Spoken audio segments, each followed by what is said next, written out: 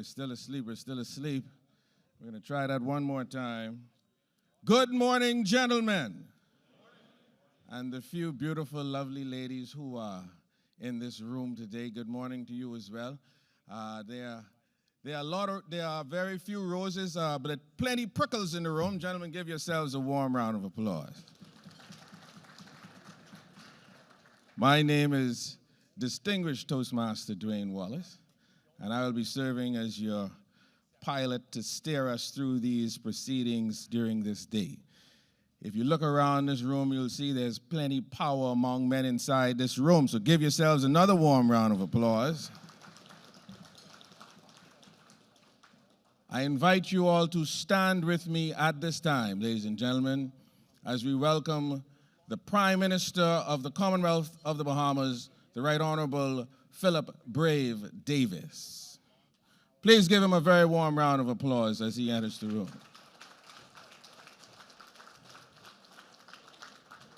That's not him yet, that's Spence Finlayson, ladies and gentlemen. But as always, he came in right on time.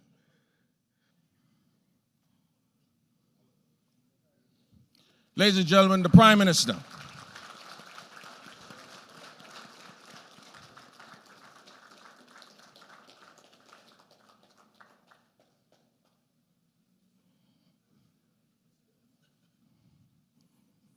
Please be seated at this time.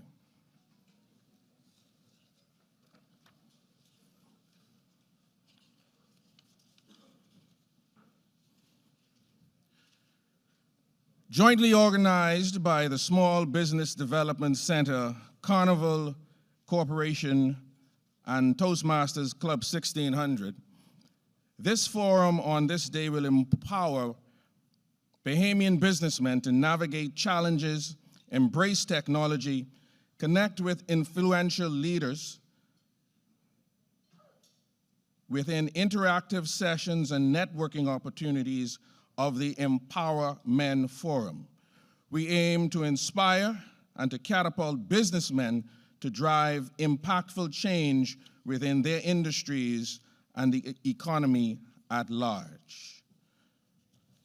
Mr. Philip Brave Davis, Prime Minister of the Commonwealth of the Bahamas, Mr. Lorne Baisden, Chairman of the Board, the Small Business Development Center, Mr. Picewell Forbes, Chairman of the Broadcasting Corporation of the Bahamas, Ms. Samantha Roll, Executive Director, SBDC, Ms. Felice Bethel, Deputy Executive Director, SBDC, Mr. Cameron Reckley, President of the First Bahamas branch of Toastmasters Club 1600. Ladies and gentlemen, good morning. It is indeed a pleasure for us to kick this very important forum off today. We believe that when we leave here, we will all be empowered as men and women. We look forward to a wonderful and amazing setting. I invite you all to stand with me at this time as we invite the President of the First Bahamas branch of Toastmasters Club 1600 to give the opening prayer, which will be followed immediately by the national anthem. President Cameron Reckley.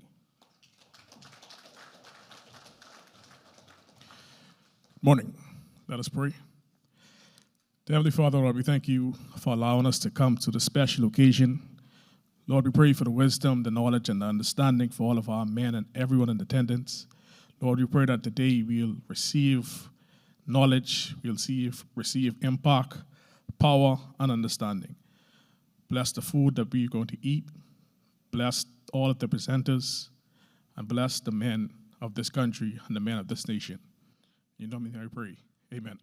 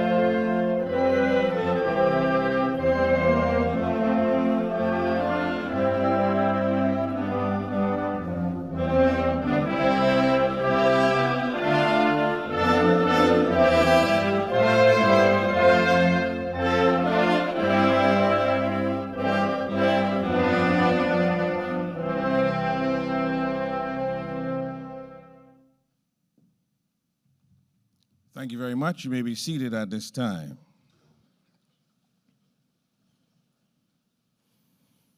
We're very pleased to have the CEO of our country here as our guest this morning. And we're even more pleased that even within his busy schedule and having to lead his cabinet meeting this morning, he decided to come here to be with us first, ladies and gentlemen. A lot of you may not know it, but our keynote speaker is a past president of the First Bahamas branch of Toastmasters Club 1600.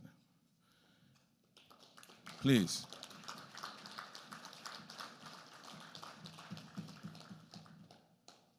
We are pleased that this organization has a legacy of teaching leaders how to lead.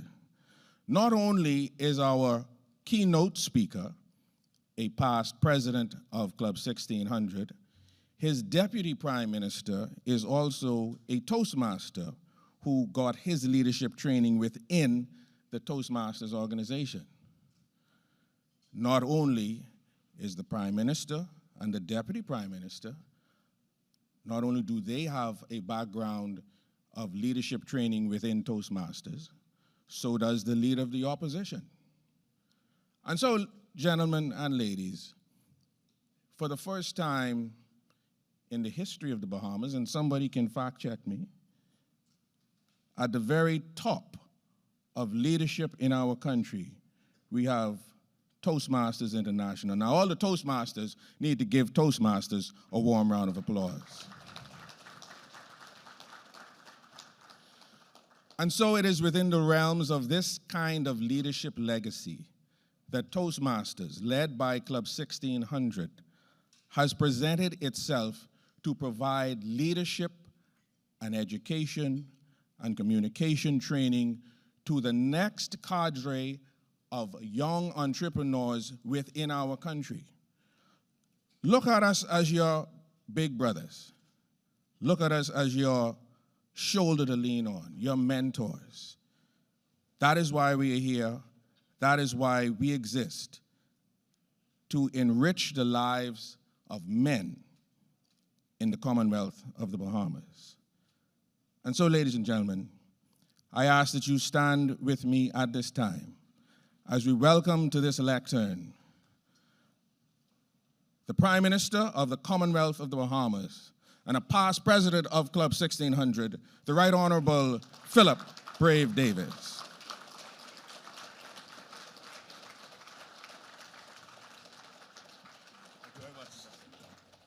Thank you very much. Please be seated.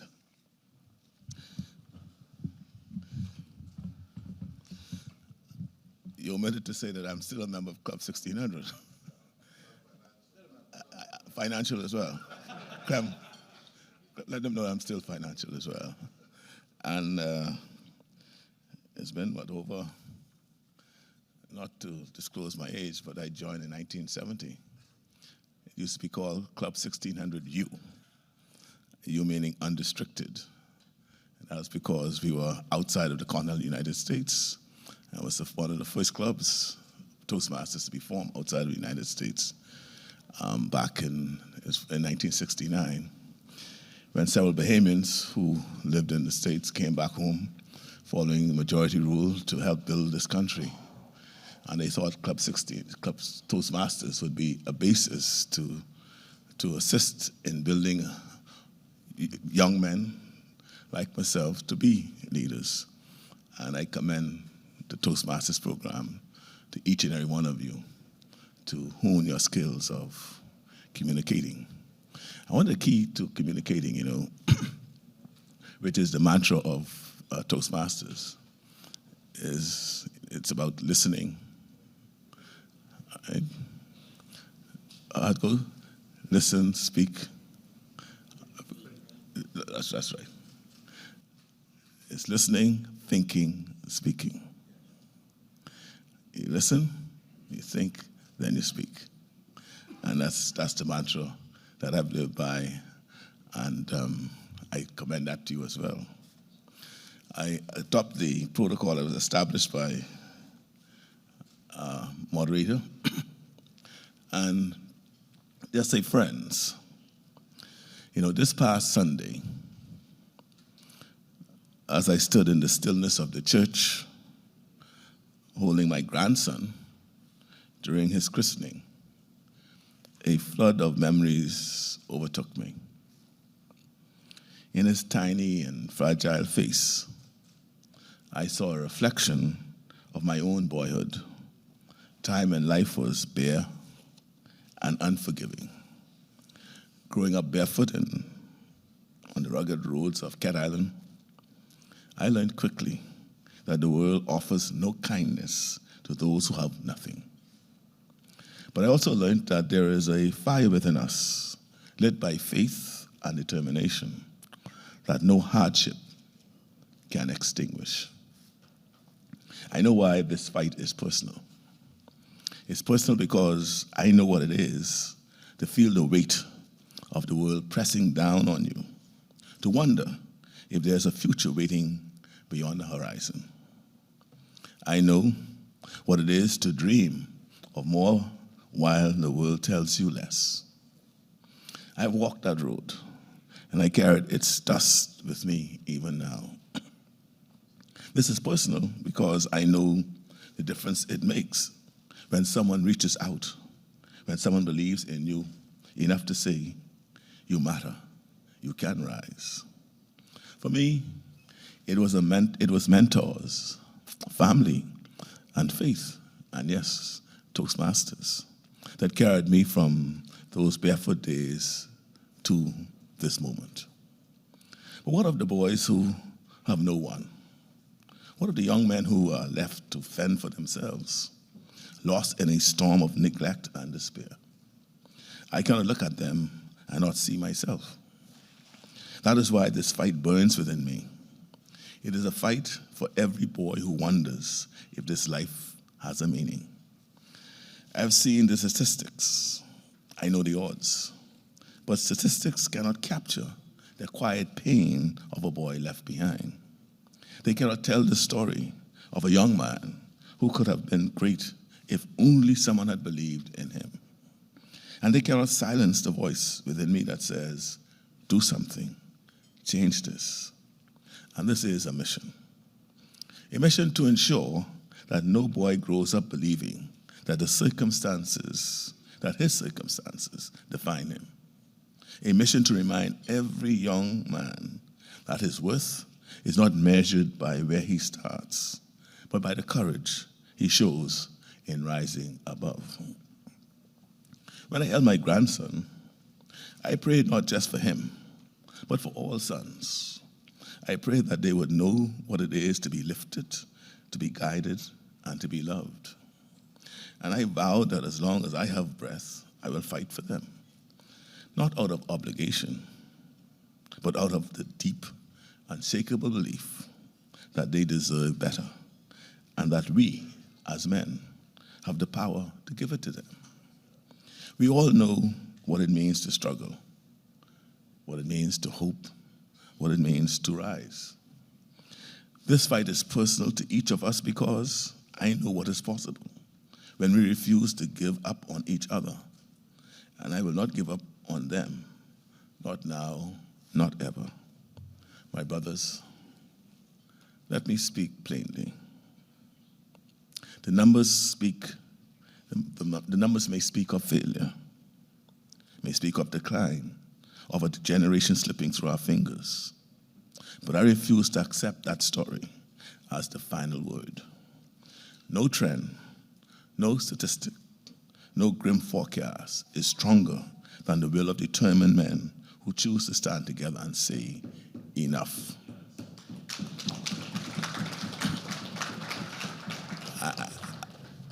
I know we can reverse this trend because I have seen what is possible when belief replaces doubt and action silences despair.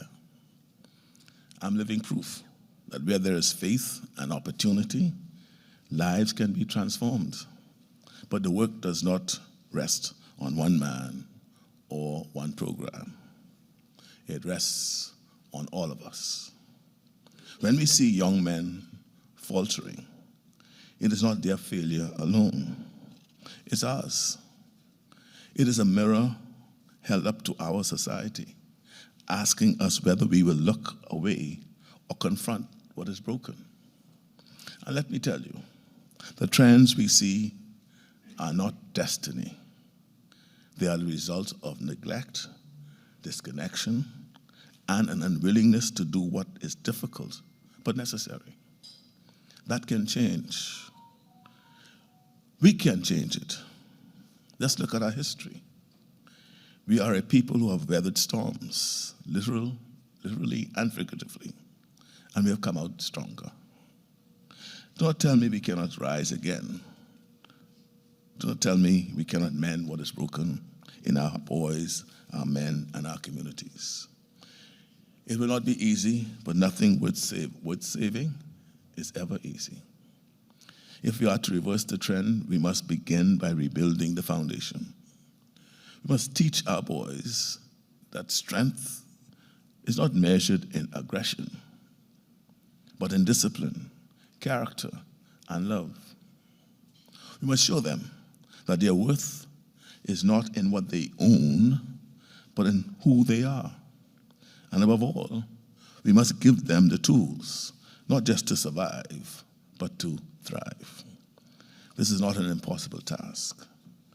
The seeds of greatness are already within our young men. What they need is soil to grow it in, light to guide them, and hands to steady them when they falter. We are those hands, my brothers. We are the light. So let us not be deterred by these statistics. Let us not be discouraged by those who say the problem is too far gone. Instead, let us prove them wrong. Let us take action, real, sustained, and meaningful action, to ensure that the next chapter of our story is one of renewal and one of triumph. We can reverse this trend. We must reverse this trend. And when we do, we will look back and know that this was the moment we choose to rise above despair and to be the men our sons and our grandsons deserves. Brothers, the Men in Business Initiative is a lifeline. It is our collective hand extended to pull our young men back from the brink and onto a path of purpose and prosperity. For too long, many of our sons have stood at the edge of opportunity, peering in, but unable to cross the threshold. This initiative says to them, you are not alone. We see you, and we're here to walk with you. I know what it is to need that hand. As a young man, as I said, growing up in Cat Island, the weight of dreams unrealized was heavy. But I was fortunate. Someone reached out to me. Someone believed in me. That belief was a bridge over troubled waters. And it is that same bridge we now extend to others through this initiative. This is about more than funding, mentorship, or training. It is also about restoring dignity. It is about telling our men that they are not forgotten, that they matter, and that their dreams are worth fighting for. The Men in Business Initiative is a declaration of faith in their potential and a commitment to helping them realize that potential. We know the struggles they face, the lack of access, the systemic barriers, the doubts that creep in when the world feels unkind. But we also know that the fire that burns within every Bahamian man, the drive to succeed, to provide, to leave a legacy. This initiative is here to fan that flame, to give them the tools, the guidance, and the support they need to transform their aspirations into achievements. Let us not underestimate the power of a helping hand. A single act of belief can change a life. A single opportunity can rewrite destiny. Through the Men in Business Initiative, we are saying to our brothers across the nation, we believe in you. Now go and show the world what you can do. Together, we can build a future where no man is left behind, where every man has the chance to rise, and where the full strength of Bahamian ingenuity and resilience is unleashed. This is our hand, extended in solidarity and love. May they take it, and may we never falter in offering it. My brothers, if we are to move forward, we must confront the uncomfortable truths that hold us back. It is not enough to place blame or lament the state of our men. We must look in the mirror, face the reflection staring back at us. For in that mirror lies the challenge and the answer, the need to redefine what it means to be a man.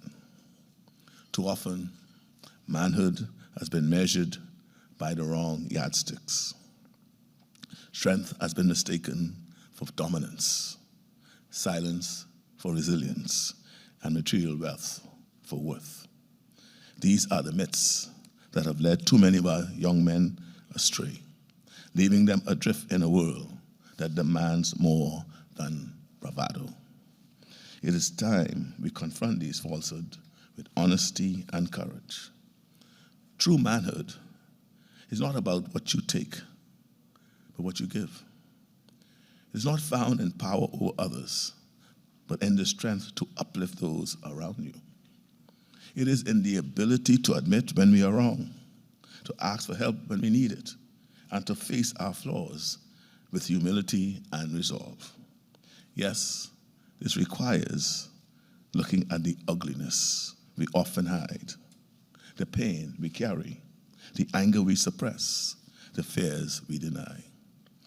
But it's only in acknowledging these truths that we can transform them. To be a man is not to be perfect. It is to be honest, accountable, and relentless in the pursuit of truth and growth. We must teach this to our sons, not just through words, but through example. Let them see us as men who value integrity over image, compassion over pride, and purpose over pretense. Let them learn from us that true strength lies in vulnerability, that real courage is in confronting the hardest truths about ourselves and emerging better for it. This is no easy task, but it is a necessary one. For the decline of men in our society is not inevitable. I see it as a call to action. And the first step is to redefine what it means to be a man in a way that reflects not just strength, but wisdom, not just ambition, but purpose. Let us rise to this challenge, my brothers. Let us lead by example, showing the next generation that manhood is not a burden, but a gift, one that carries the power to change families, communities, and nations. Together, we can build and rebuild the foundation of what it means to be a man. And in doing so, we can rebuild the soul of our society. Let us act now with urgency and purpose. Let this initiative be the bridge that turns despair into hope, dreams into reality, and men into leaders. Together, we can build a future where no man is left behind. This is the time. The time is now. Let us rise. Let us lead. Let us change lives. Thank you.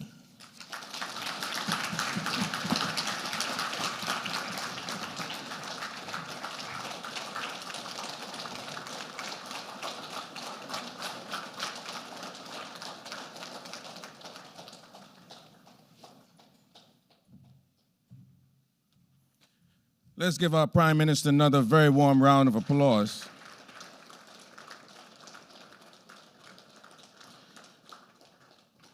Those of us who know the PM well, we also know that he is always very, very concerned about the future and well-being of our country's youth.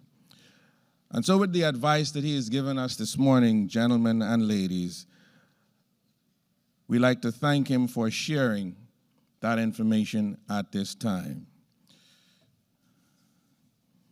The Small Business Development Center, along with Toastmasters Club 1600, the Carnival Corporation, and the Broadcasting Corporation of the Bahamas, our chairman, Mr. Picewell Forbes, is here today as well. We thank you for attending, Mr. Chairman.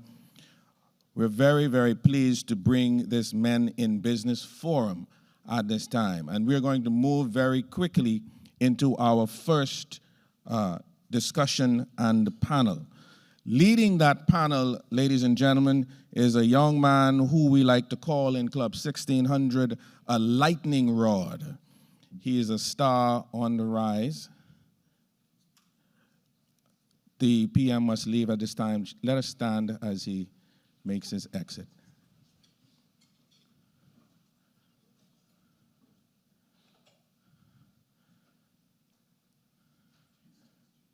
Let us thank our Prime Minister with a rousing round of applause, gentlemen and ladies.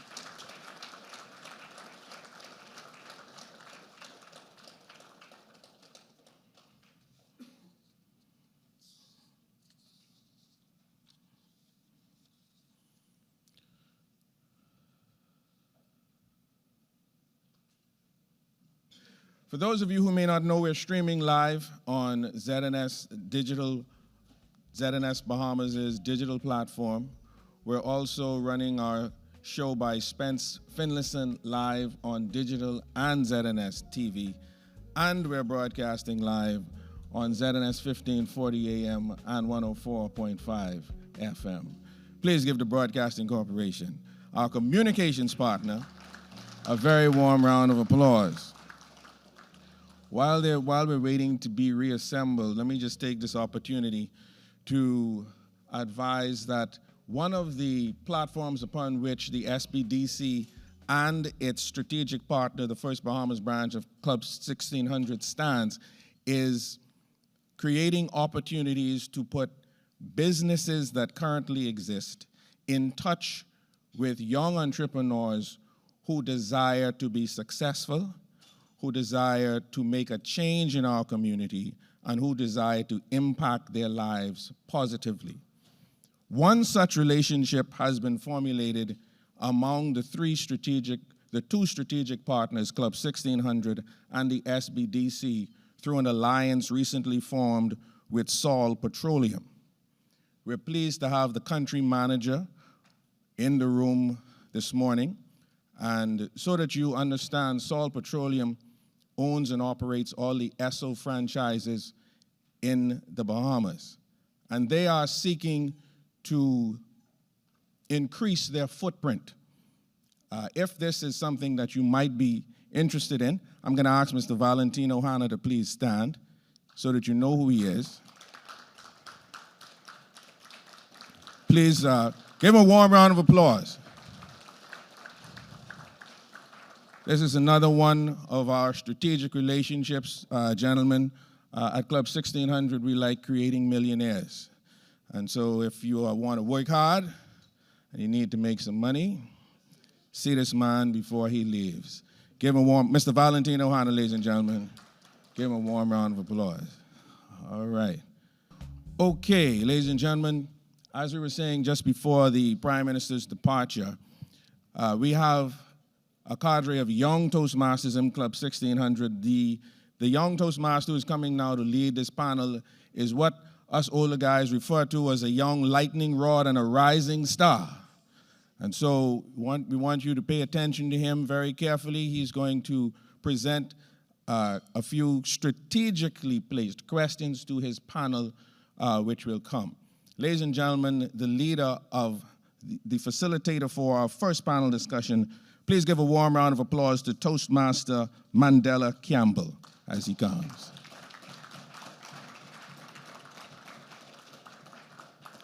I will just simply call the names of those who will be serving on his panel, and he will introduce them adequately when he takes the lectern. Ladies and gentlemen, please welcome past president of Club 1600, Dwight Roosevelt Burroughs.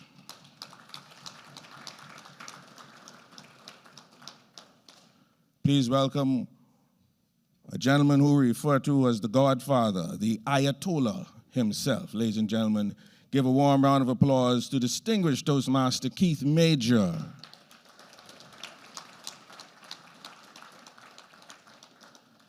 And to also, please, let's welcome a young man whose name has made the Bahamas proud, and he's gone far and wide in representing our country. Ladies and gentlemen, let's welcome my good cousin, Mr. Charles Seeley.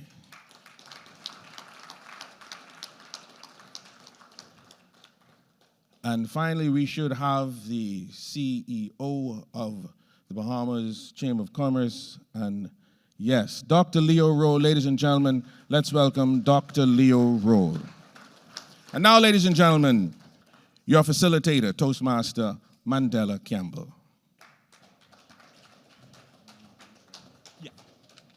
Good evening, ladies and gentlemen. Thank you again, distinguished Toastmaster Dwayne Wallace. Again, my name is Toastmaster Mandela Campbell.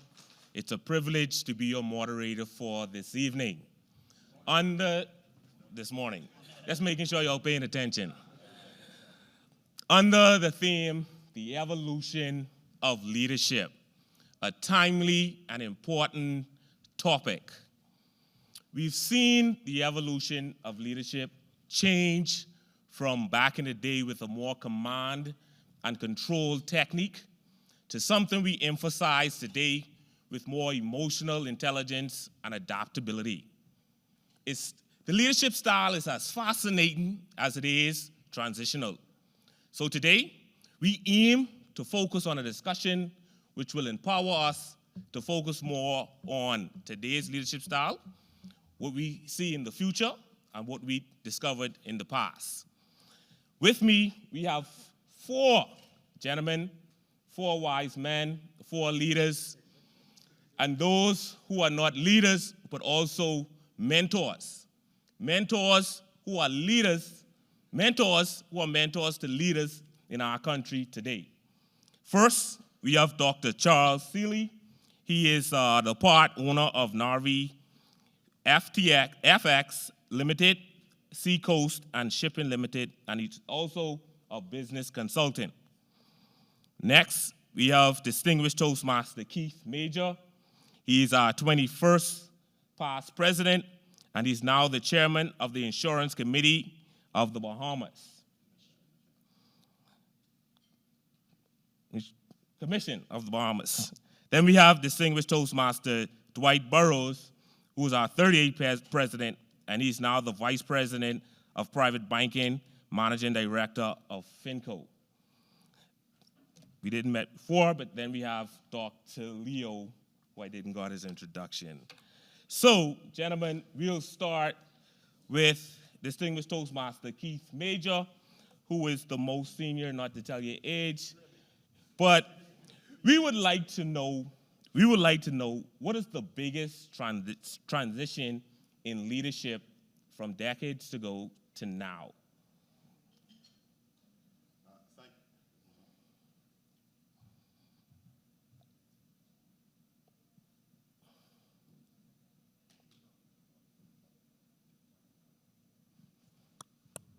Anything? Yeah, good morning, everybody. Good morning. Certainly a pleasure to be here. What is the biggest Transition in leadership styles from decades ago to now? Yeah. First of all, let's talk about what that leadership style was and is and needs to be for small to medium businesses. It's centered around a leader, a person, and that person articulated a vision, wrote his dreams down, followed up, did everything. Everything was centered around him, and he or she also would dictate what happened in the business. Coming along with that was created an attitude of my ideas are right, and what we'll do what I say. Now, in regards to whether that has transitioned or not, you answered the question. We are blaming the loss of the United States election on Kamala. We center our elections here on a leader. We talk about a person. And so maybe it has transitioned and maybe it hasn't transitioned. One of the things I think it's important, though, is the leader of the business must cast his vision and the behavior he expects of those who are a part of his company, i.e. planning, organization, discipline, doing the work. They all observe him initially. And so that's very important. Now, where it's transitioning to is that getting more advice, getting more feedback as to, and listening to as to what we should do in the leadership process. Thank you. Moving straight along. Distinguished Toastmaster Dwight Burroughs, how would you describe a traditional leadership style, and is it relevant in today's business environment? Thank you very much, Mandela. Good morning, all. Like Keith, I'd like to start by saying that I'm privileged to be here. I know if I'm sitting on stage with these three gentlemen, then I'm definitely doing something right. So, very good question. The immediate thought that I had when you asked the question about traditional leadership, Yes. the first thing I thought about was my parents, my mom and my dad. And just for the benefit of the audience, any of you in here that had strict parents would understand where I'm going with this. I certainly hope that my mom is not watching. But the point I'm trying to make here is that traditional leadership was all about the head, giving instructions, telling you what to do. You do it, you don't question. If you question, you understand the challenge you're creating for yourself. You don't question, you're not encouraged to think and add your own unique thoughts and ideas to a particular solution. And if I can summarize my thoughts around the definition of traditional leadership, it's that. It's the boss man or the boss mindset. That was the way leaders were very effective maybe 20, 30 years ago. And I think your question is it still applicable in today's environment? Business environment. In today's business environment, I think there's still a place for that. One example is during crisis management. I think during a crisis, you need that type of authoritative, dictatorial type leadership. But I don't believe it's the most effective way today. I think today, and Keith started to share some thoughts around this, today, the more effective leaders are those that appreciate and have the ability to collaborate, to understand all of the information, the creativity, and the ideas that are present around them in their workplace. And so today's leaders, the impactful and effective leaders, would understand that they want to bring all of that knowledge to the table. And so maybe one last point on this before I pass it over. I know this is brief, so I have to get some comments in now. But one other thing that stands out to me about the two, traditional versus the more collaborative approach, is delegation versus empowerment. 20 years ago as a leader, I bragged about having the ability to delegate very well. But what does delegation do? And what does it create? Think about it. Delegation creates followers. Collaborative leadership focuses on empowerment. And empowerment creates what? Creates leaders. I have a very good friend, I'm not sure if he's here yet, distinguished Toastmaster Cyprian Gibson, has a popular saying, what do leaders do? They lead. But I like to take that a bit further.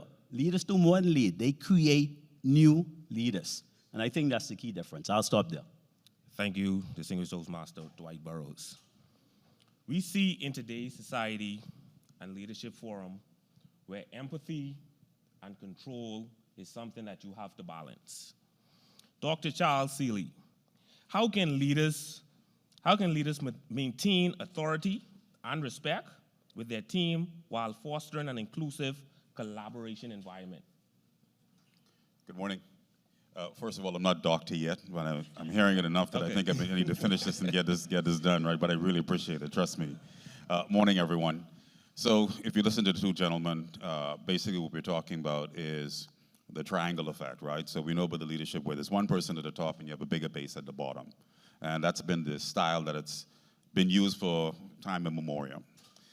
Where leadership translates to an emotional understanding of value is when you flip it. So now that point is on the bottom. And at the top of your organization are your customers. The next bigger base is your staff, and you work your way down. You realize very quickly that the only way you can succeed is if you place prominence in those groups. If you only worry about yourself at the top, you're going to find out very quickly those bases are going to erode. So step one is understanding, how do I stay in business? And it's valuing the things that matter most. My customers, because if no one walks through the door, you make no money.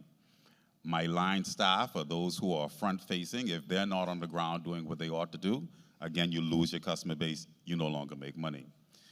One of the things I've always used, and I'm going to use examples, because I think if everybody wanted to learn about leadership, you can go on Uncle Google, and he can give you all kind of tools. But I'll tell you my real-life example. One of the things I did is I lived it so I can understand what my staff experienced. I never had a parking space as a CEO of Doctor's Hospital because I needed to know if there was a problem with parking. That's the only way to happen. I didn't have lunch in my office. I had lunch in the staff room because I wanted to be amongst them so I can understand what they are experiencing. And also you get the juiciest gossip when you're sitting in those spaces as well, right? You know your real issues when you sit amongst them. I didn't ask them to open the doors for our customers. I opened the doors for our customers. I didn't ask them to mop. When it was time, I mopped. And so part of it, I think, is understanding while you may have a positional authority, the true authority is when you integrate yourself with your staff and you understand that we all have a function. No one is more important than the other in the organization, you know. We all just have a function. And when you function at your best, I'm able to function at my best. And so we live the ideology of not independence in the workspace, but rather interdependence, understanding that we interlock to be able to do great things. So I think that's one of the ways to do it. But there are so many other things. You know, when you get to the top of organizations, it's very, very lonely, extremely lonely. First of all, everyone below you is looking for your job in one instance, so trust factor is an issue. But you have to assemble yourselves with other like-minded individuals so you can learn. And then find that person who's gone further than you and use them as a benchmark as well. Finding a mentor, finding someone who can help you to navigate the next set of steps in your life. So I'll leave it there before this timer comes on and tell me you got to stop. I hope that helped. Thank you.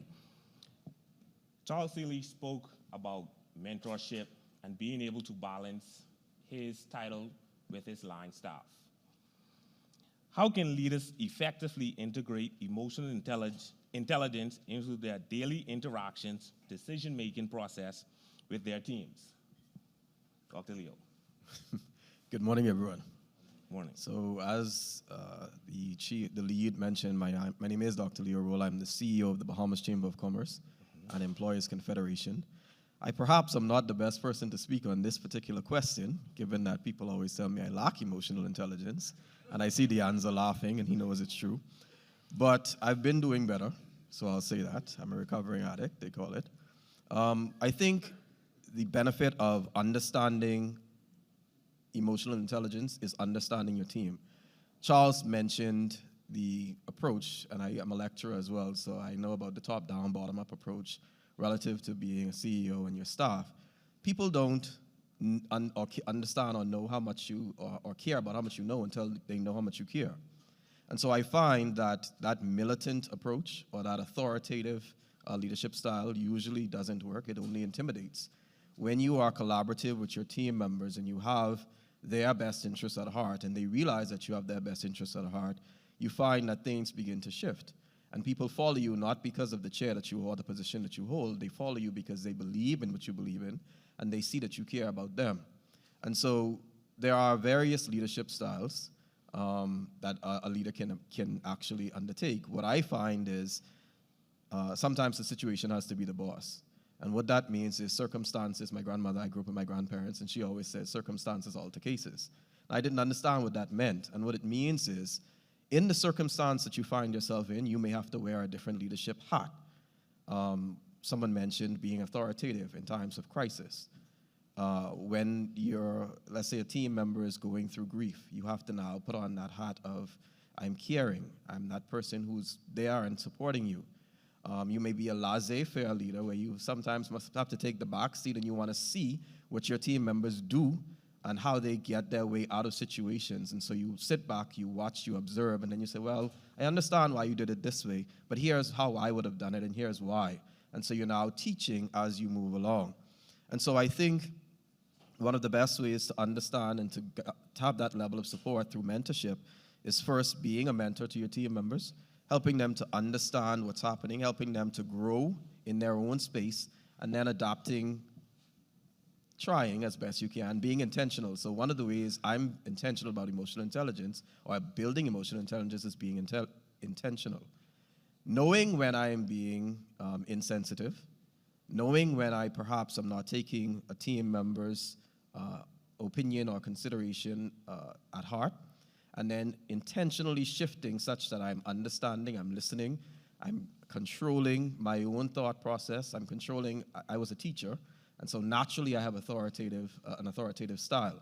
But I'm now learning to shift that and to pivot and to understand when the situation requires a different leadership style. And I think being intentional about the leadership style and emotional intelligence, and when you are being ineffective as a leader, is the first step in getting over that challenge.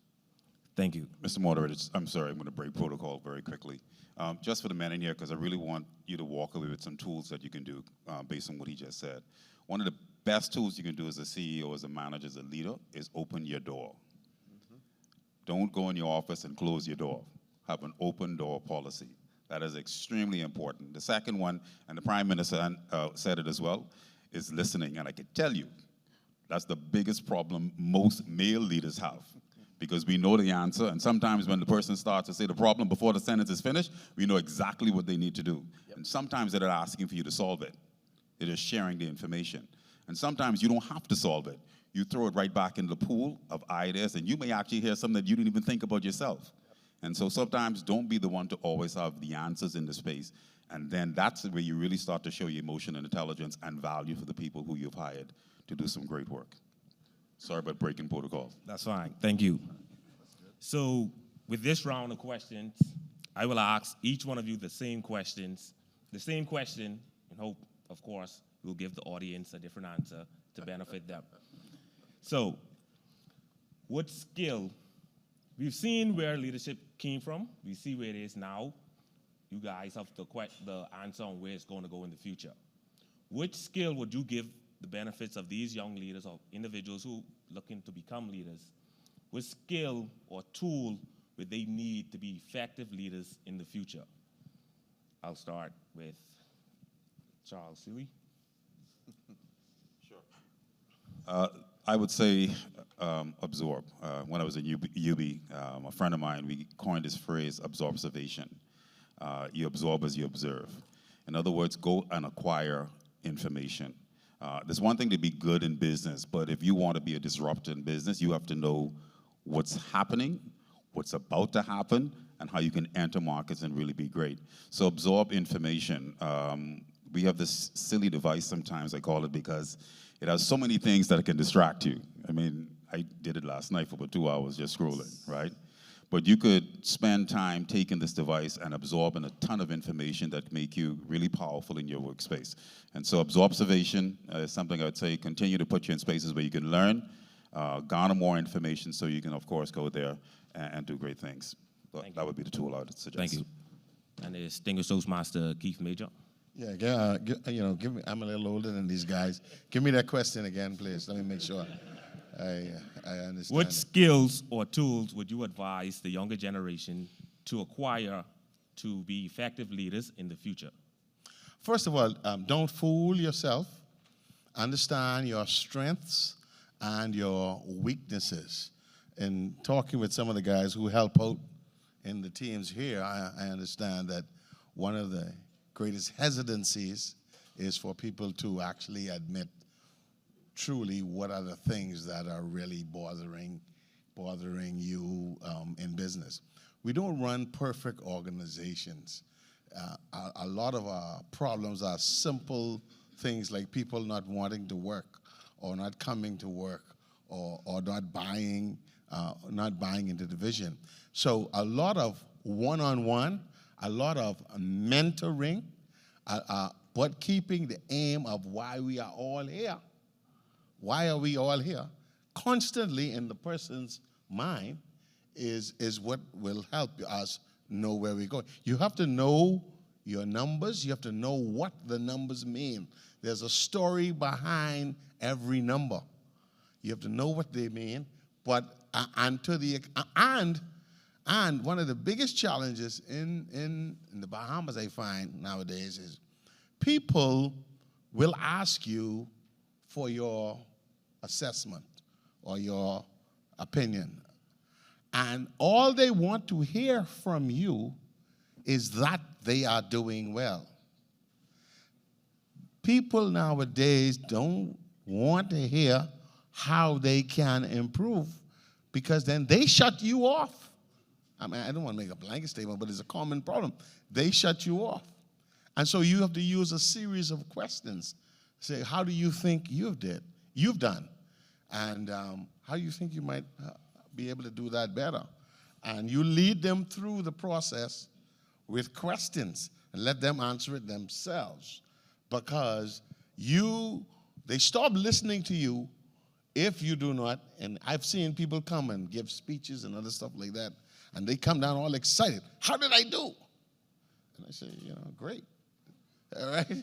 Because if you start to say, well, you think you should have, they get turned off. That's what's happening all across business around here these days, around, I guess, the world these days. They only want to hear that they have done well.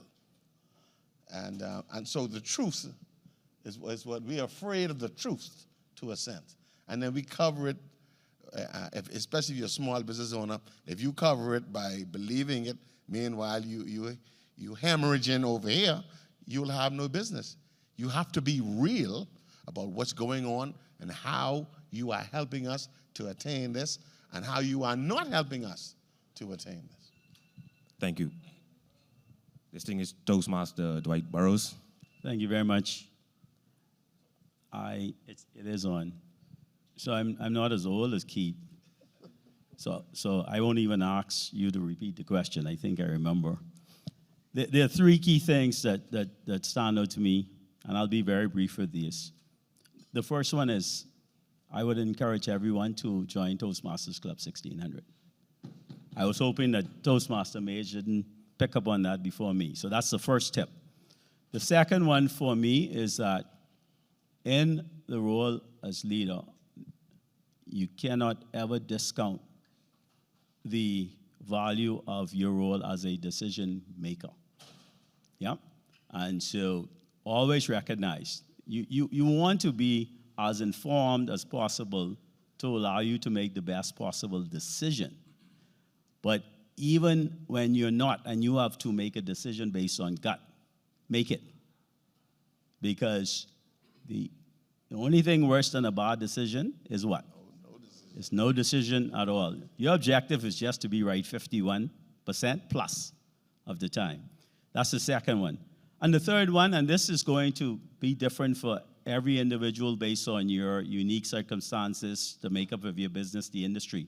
But I would encourage everyone to consider building as a part of your business plan, as a part of your mission and your vision, build a leadership model that you think works for your institution. And what should that look like? It should, and Keith mentioned this earlier, it should include your mandate, your vision, the key objectives of your business. But it also should include key objectives around the culture you want to build. One key piece that you should build into your leadership model is promoting a speak-up culture, a culture where you're employees and your team members feel comfortable sharing their views, pushing back, challenging the status quo. When you do that, what you do is you bring all of your team and their thoughts and their creativity to the table. It helps you to be more impactful. It helps your business to be more successful. Thank you. Thank you. Mr. Leo. Thank you. So in my former life, when I worked for the SBDC in client advisory services, one of the things I always said to entrepreneurs, if you are, or if you're looking to grow, expand your business, or even venture into new markets, one key strategy or one key characteristic that you need is being a strategist. Being a strategist looks or has so many different fields, tentacles, because it means that you have to be nimble, you have to be competent, you have to be quick, you have to understand what's happening in your business and know when to pivot. Being a strategist means that you employ the best tools that you have at your disposal. Someone mentioned joining organizations. Two of our members that actually sit in this room, Tristan and Dominicana, joined the Chamber of Commerce, and both of them were on Guardian Radio this morning. That's being a strategist, because now that's free advertisement that they didn't have to pay for. And persons can then now come to their business. And so when you're a strategist as a business owner, you know when the business is dying. You know when you need to pivot. You know when your pricing strategy is not adequate anymore. You know when your bottom line is being impacted. You know when your employees are perhaps not feeling their best. You know when you need to pivot your marketing strategy. And so that's one of the biggest things that I encourage entrepreneurs to do or to be able to understand is strategy and when to employ the right strategy. You may not be the best fit for a particular instance or a particular circumstance, but guess what? Being a strategist means that I know who to call to get me out of this situation. And so being a strategist and employing strategy for me is one of the biggest pillars of entrepreneurship. Thank you, thank you. Let's give our panelists a round of applause.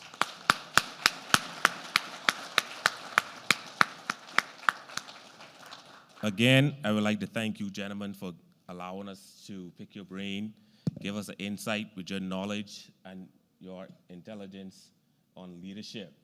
If there's one thing I took away from this panel discussion is to be able to balance empathy and authority, Mr. Leo. But again, leaders are individuals who do not focus on their success or their accomplishments or accolades, but those who focuses on their mentees and individuals who would allow them to leave their legacy. Thank you, distinguished Toastmaster Dwayne Wallace, for allowing me to have this opportunity, and thank you again, gentlemen. Thank you. Thank you.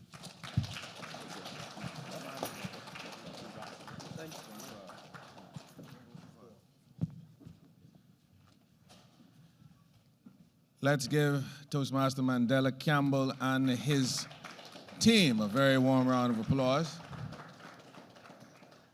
Now, with the exception of Charles Seeley and Keith Major, who both must leave to attend a board meeting, I need the other panelists to please return to this area right in front of the stage, please. That would be Dwight Burrows and Leo Roll. Leo left?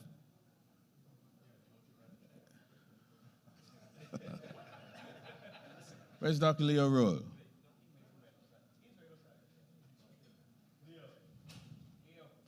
Somebody please call Leo Roll.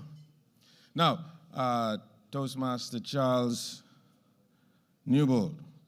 You know, one of the things that we believe of in Club 1600 is immediate feedback and evaluation. And so I need you to have a word with Toastmaster Mandela Campbell privately so that we can improve his performance the next time at the lectern, and give him a warm round of applause. Oh yeah, we don't listen. We don't make it easy, and we let you know exactly how it is, because in Club 1600 we don't believe in no pian man. My chairman knows what that is. Toastmaster Bruno Stiles leads our next session, but before we get to that, I need Jeff Beckles, Clem Foster, Nikayan Johnson, and Kenyon Ferguson to meet Mr. Stiles right here to my immediate left. Good, there's Dr. Roll. Burroughs, please come. Gentlemen. No, I need you on the main floor, on the main floor, on the main floor. We're going to put them to work now. Now, there are other gentlemen inside here from Club 1600 who served as mentors for our grouping. I need you to stand. All of the mentors in the room.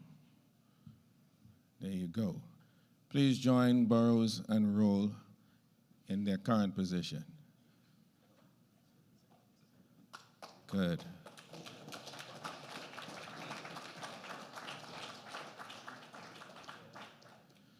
There were 25 Toastmasters from Club 1600 who served as mentors. Gentlemen, we were pleased for this engagement.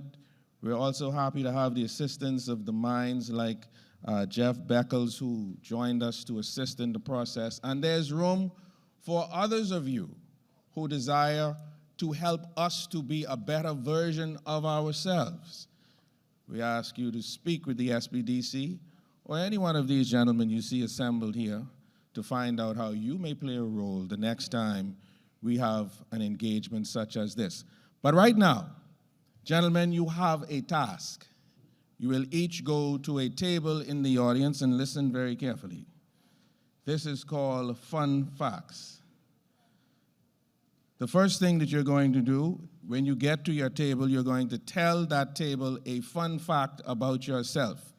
You have 2 minutes. In 2 minutes, you will hear this sound.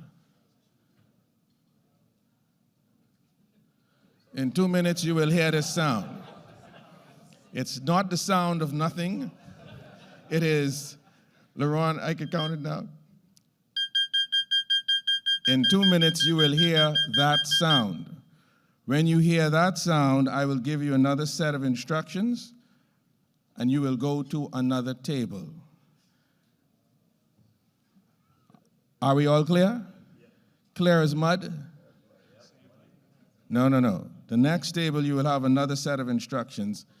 Your activities will spell the word fact. So the first one is to gather a fun fact, a personal fun fact, to share that with the table you go to.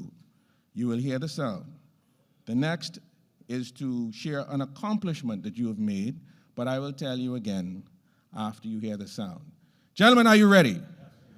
In 3, 2, 1, go. Everyone must choose a different table.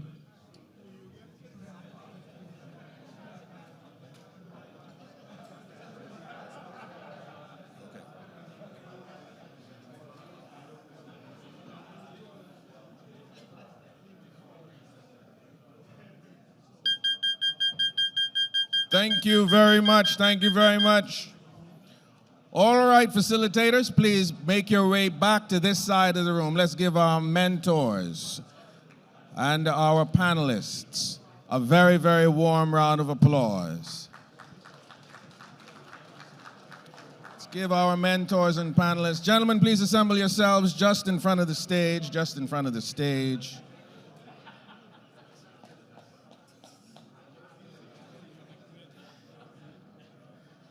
Thank you very much, gentlemen. Dr. Leo Roll is still working on his softer skills. Listen, I don't care what they say, you is my boy, man. You is my friend. All right, gentlemen. In 30 seconds or less, beginning with Toastmaster Craig Ferguson, in 30 seconds or less, introduce yourself and then say what you learned that was most impactful during the exercise just now. Good morning. Hi, good morning, everyone. Thank you to the Small Business Development Center for this opportunity.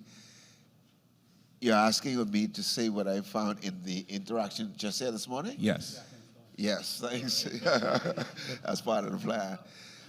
I've seen and I've witnessed a hungry, ambitious group of men. Yes. I'm at 6 feet tall, and I like to say that I have 5 feet 11 of emotions, and I feel the energy, I Yes. feel the desire of these men to be impactful, and I look forward to their successes. I think I'll end there before my emotions top over. Thank you very much. Toastmaster Craig Ferguson. Toastmaster Cameron Reckley, ladies and gentlemen, the president of Club 1600. Good morning, everyone. Toastmaster Cameron Reckley. One thing I learned about this whole exercise is that each and every one of us have a story. Each and every one of us come from a different background, whether it be a different upbringing. But at the end of the day, we all have one common goal, and that's to be successful, and that's to be a better man. So that's one thing I learned with this whole exercise. Indeed, indeed.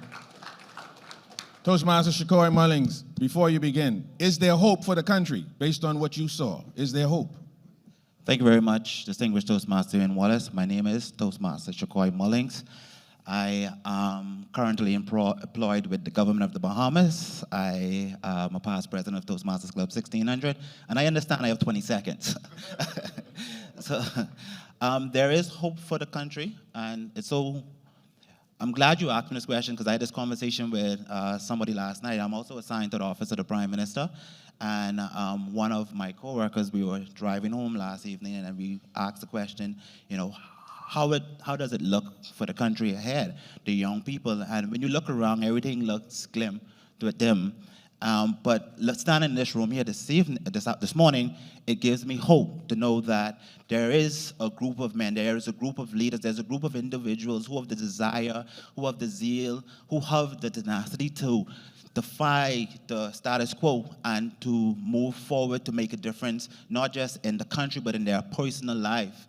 And I believe if we do this as individuals, we can affect the greater community and our country at large. And why stop there? The world. One minute. No. No, I mean, yeah, man, I believe that we can change the world. Indeed. Thank you very much, Toastmaster Mullings. Dr. Leo Roll. So I learned that First question, did you develop any softer skills, any empathy, any those God is still things? working on me. Say again? God is still working on me. But to be truthful, I learned that I need to buy the timekeeper clock because there was no way that each of those desks were 2 minutes. But it tells the importance and the value of time. Time is invaluable. And speaking with those young men, as you see, one went a little over, tells you that time is a precious resource, that you have to make the best of it and do what you need to do as quickly as you can to galvanize and to make sure that you have the support that's required. Indeed. Ladies and gentlemen, Dr. Leo Roll, Toastmaster, distinguished Toastmaster Dwight Roosevelt Burroughs. Same question? Same question. Good. So Wallace gave us 30 seconds because if he gave us a minute, we'll be here all day.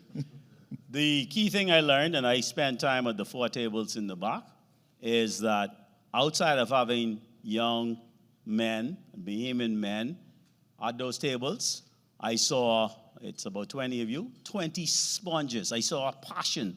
I saw curiosity. It's amazing what I got in 2 minutes, 8 minutes all in. And coincidentally, you mentioned time because that's the discussion I had with this table, how valuable it is. And so for me, impactful, that I believe I just picked up a solid network of about 16 to 18 individuals who I hope to engage after, just from an 8-minute exercise. Thank you very much. Indeed. Speed networking, Toastmaster Mandela Campbell. Yes. Same question. Same question. Right. So I learned a new word and something that I am. He laughed. I think it's, would you like to repeat it for me? Ambivert. So I learned a new word that I am. Also, I've learned that challenges you don't go through alone. There's individuals that probably went through the same thing as you. And so we don't really there's empathy, but we don't pinpoint that too much. You have to fight. You have to be resilient as a leader. I've also realized that you can give advice or expertise to individuals who are older than you, but will still be surprised of the knowledge that comes out of your mouth. Also, I would like to end with this. Through all of the tables that I've been to, and again, to piggyback off Distinguished Toastmaster Dwight Burroughs, it's just that sponge and that collaborating and iron and sharpening iron. Each one of us is something that we would like to do, and that's why we as men are here today. I think we start here, and if we could continue this as men in a broader environment to continue to sharpen one another, our country is in good hands. Thank you. Thank you. Toastmaster Mark Humes. Good morning. My name is Toastmaster Mark Humes, and I think the greatest thing I learned is a combination of everything that you heard here this morning, that we have a generation of young people, not just young men, there's a young lady in the back as well. We have a generation of young people who are looking to be nurtured and mentored. And I think, as an elderly fella today, sitting in these various groups and having them listen, it's the idea that we, as an older generation, have a great responsibility to impart wisdom and knowledge on this generation that's looking, that's hungry, and that's in need of the kinds of wisdom that we have. So I think if there's anything that I'm taking away from this exercise, is that we all, as an older generation, have stories to tell, and stories that are valuable for a generation that's looking and thirsty for this kind of knowledge. Thank you. Indeed. Distinguished Toastmaster Roderick Colebrook. Yes, my name is Roderick Colebrook. And one of the things that I learned just by going around to the different tables was just the attitudes that everyone had. They had a yearning to listen, a yearning to hear what I had to say. And I believe if they capture their own thoughts, their ideas, and recognize the fact that when they go up and just work on their own businesses, that they won't give up, that they won't think that this is just the beginning or the end. If they don't accomplish something, if they don't get what they're here looking for, that they will just ease back. I got a feeling that they're ready, they're hungry, and they want to really make a difference out there, but it terrifies me. It terrifies me because if we look at many of the other people out there who start something and then just stop and give up, I don't want to see the same thing. No. I want to see a thriving Bahama land. I want to see where men are men who start something and won't stop, who would go, no matter what. I want to see the women succeeding. I want to see the men succeeding. I want to see people who just don't look for the easy way out, but recognize that through all tough times, which wouldn't last, you have to be the tough people that will last and succeed through it all. Thank you. Toastmaster Roderick Colebrook. Toastmaster Charles Newbold. Thank you, Distinguished Toastmaster Dwayne Wallace. I had the opportunity to sit at least 4 tables, and the 2 key takeaways that I am walking away with was that the men at those tables were, number 1, passionate, and number 2, they all had a desire to learn. And it comes back to a common goal, leadership. And this is where organizations, obviously like the Club 1600 and other organizations and partners here in the Bahamas can help. When somebody is passionate and has the desire to learn, we can all step in and definitely lend to greater achievement for those members. So passion and the desire to learn is what I got. Thank you very much, gentlemen. Please give these gentlemen another warm round of applause. I am understanding, gentlemen, and before I release you, that the chairman of the Broadcasting Corporation, who is always looking for a few good men, is in the audience and wishes to pose a question to you at this time. Mr. Chairman, do you so desire? Yeah. 1 second, I'll bring you the mic. Thank you. Thank you, Toastmaster Wallace. My question really, I found to be a very engaging enterprise this morning, and Toastmaster Campbell really challenged. he brought to my attention something called outliving your ignorance.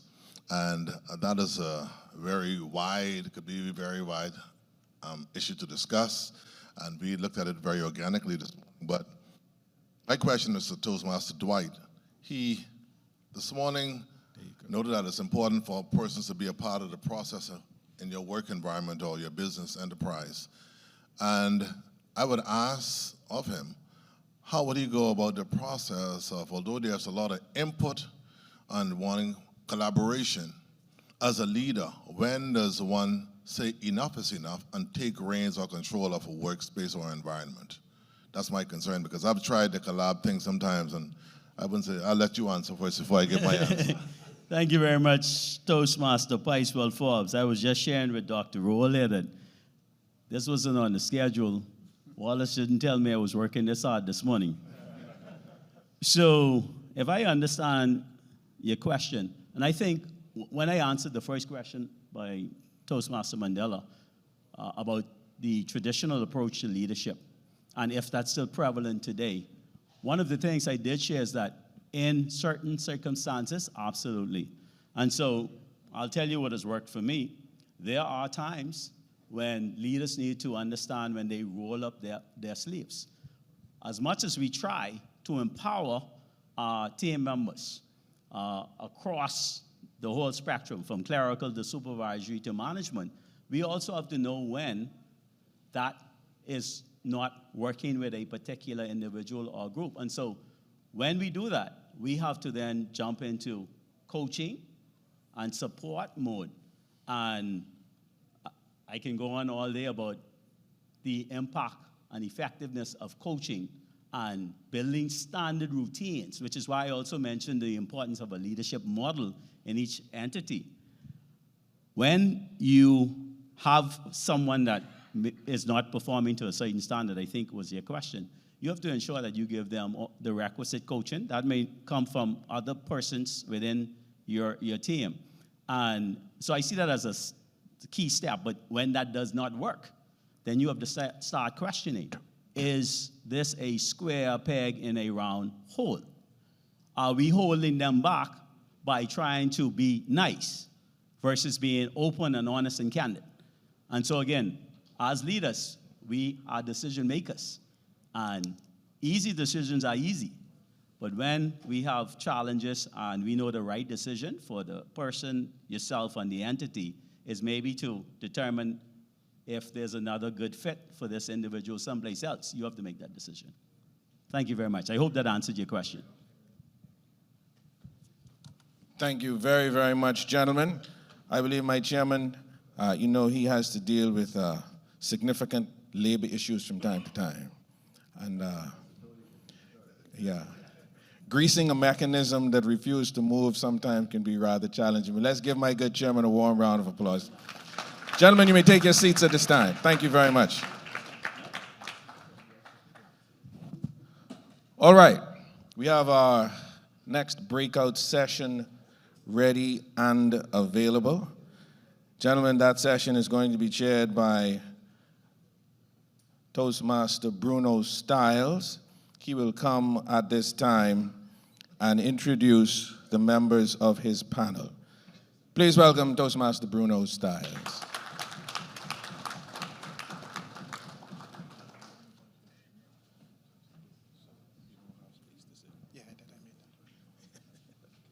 Good morning. Let's give Mr. Wallace a round of applause for doing a very good job.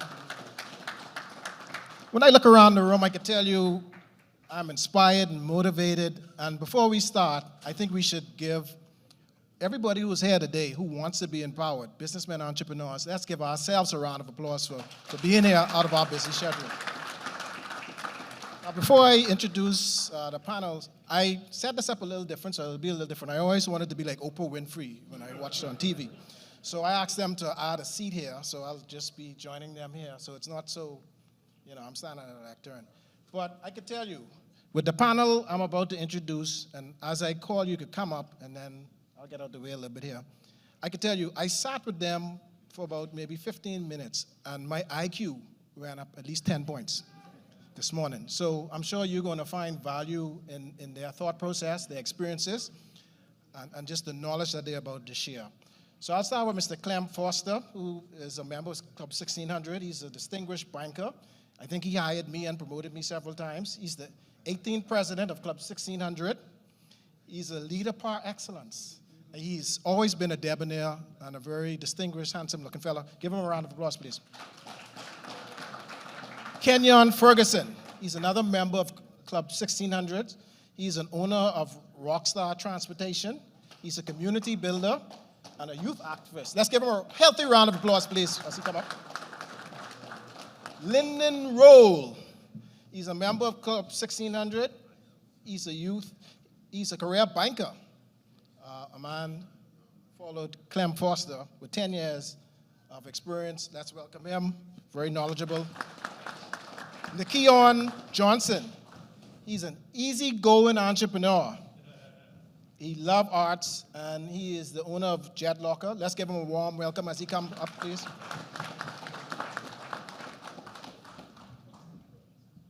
And Jeffrey Beckles. I mean, he's a business leader and principal at Jeffrey Beckles and Associates. He's a distinguished leader in the Bahamas. I think everybody knows him from somewhere, either in the paper or whatever. It was a pleasure. Yes. That's welcome.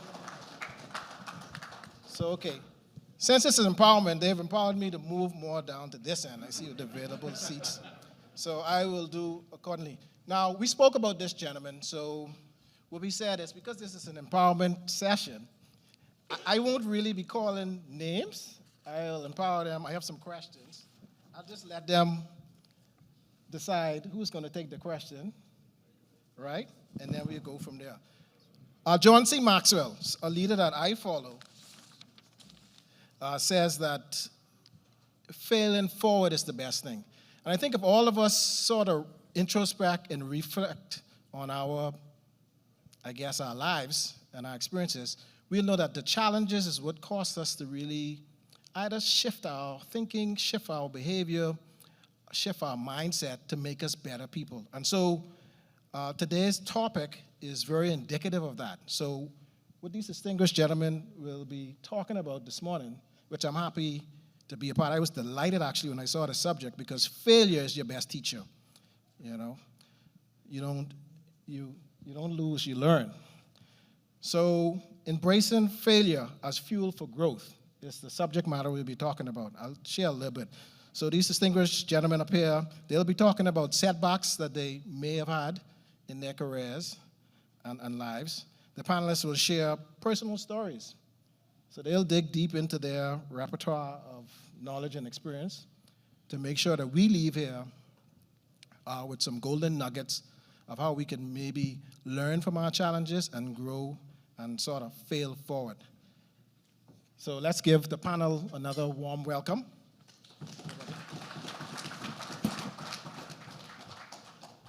So it's going to be interesting who's going to take the first question. I know this is sort of like, so I'll let you gentlemen, as I said.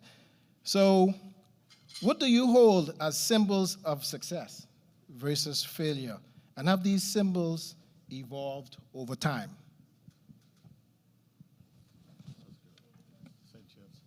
Sensei thinking, good morning. Oh, symbols of success versus failure.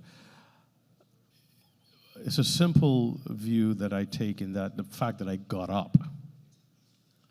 The fact that I got up. And I think we greatly underestimate the power of getting up, right?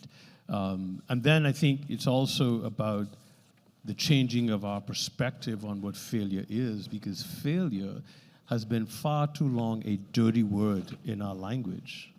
And so when we think about failure, the first thing we do is we think total negativity. And so two things that have helped me. First of all, I realized that failure is not final. It is not meant to destroy me, but it's an opportunity for me to get up and do what. And the do what will determine if I fail forward, and then the determination to get up is really what I've used as my motivation when things don't go well. So I think for me, what I use as symbol of success, right? I think it goes back to your why and why you started with whatever it was you started. In my case, so I remember I always said that I wanted to be an entrepreneur because in my 9 to 5, the way I view 9 to 5 was that someone tell me what kind of car I drive, they tell me what kind of home I could afford, they tell me what kind of vacation I could go on, they tell me when I could go on vacation, how long I could go for, right? And then also I always told my wife, she wasn't my wife at the time, but I told her, she was the type to say, I don't need this, I don't need that, I need just love and then make some money, just pay your bill. I said, look, don't worry about it. I'll take care of you. Don't worry about it. I need the money, right? Because that's how I always view it. And so I was able to, recently, she left the job. She came and worked it's before me, right? It's before the company.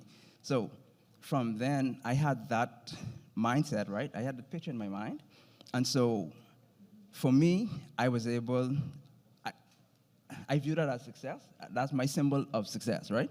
Because that was my reason, my why for starting a company. And so I think the end of that was that, would or should that change? I think not, right? Because continually, I continue to want to be able to take care of my family and as well as support others in need. We recently made a donation to the Center for the Deaf, for the Blind. We made a donation to the police station in our community. And so for me, that kind of thing is a symbol of success. Thank you so very much. Now, for those who maybe haven't said anything yet, I'll switch to another so we can get in some of these other Before you questions. switch, Go ahead, I just wanted to add a note to that. I made great responses so far. I just wanted to add that I think success is relative. We define what success is for us. I mean, you might run a race and get a silver medal, and I tell you congratulations, and to you, you failed because you didn't get gold. Or you may run the race and get gold, and I say congrats, and you say, well, I failed because I didn't beat my personal best time. And so I believe that we define, so for example, if Elon Musk were to walk in this room today and say, you know what, I don't feel successful, we would challenge him on that because, for us, a symbol of success is money. But to me, a man cannot be successful unless he feels successful, because we have to define what success is for us. Indeed, that's very good. So it goes back to the growth we spoke about. Growth isn't just the economic side of it, it's the learning and the getting better. Excellent. Next question, what role does self-reflection play in how you approach failure? And are there specific methods you use to gain perspective? And maybe I can add a few words there. Yes. It all depends on how you look at failure. Failure changes depending on, in your mind, depending on what you're doing. Let's look at baseball. If you hit 3 balls out of 10 successfully, you're batting 300, you're a superstar. In most other areas of life, if you do 3 out of 10, you have failed. So it depends on how you want to look at failure. In sales, it depends on how many sales efforts you have had and how many of them have turned successfully. I have always said when it comes to sales that the person who tells you no is helping you, because no is an invitation to conversation. That's how I see no. It's an invitation to conversation. If you're going to tell me no when I'm looking for yes, you have to tell me why. We got to talk about that. And I'm hoping somewhere along there I can swing you, not a bad swing. A bad swing. Yeah. Well, let me say I can convince you to see things my way. I could convince you to see things my way. So it all depends on how we look at failure. It has a lot to do with it. Many of us have had challenges. We have had challenges, as whether it's, as Beckel said, getting up in the morning. How many times you have promised yourself? How many of you make New Year's resolutions? And you know that within 60 days, they're out the window. And you're back to who you were, waiting on the next New Year's Day to make some more resolutions. Are you going to get up in the morning and start to exercise? Or are you going to promise yourself consistently that you're going to do it? Failure is, to each of us, maybe a little bit different. And to you young entrepreneurs here, you're going to run into challenges. And as I said, some of these challenges are going to help to build you. You're going to have to give it your very best effort. And walk away with this for me, please. Remember, no is an invitation to conversation.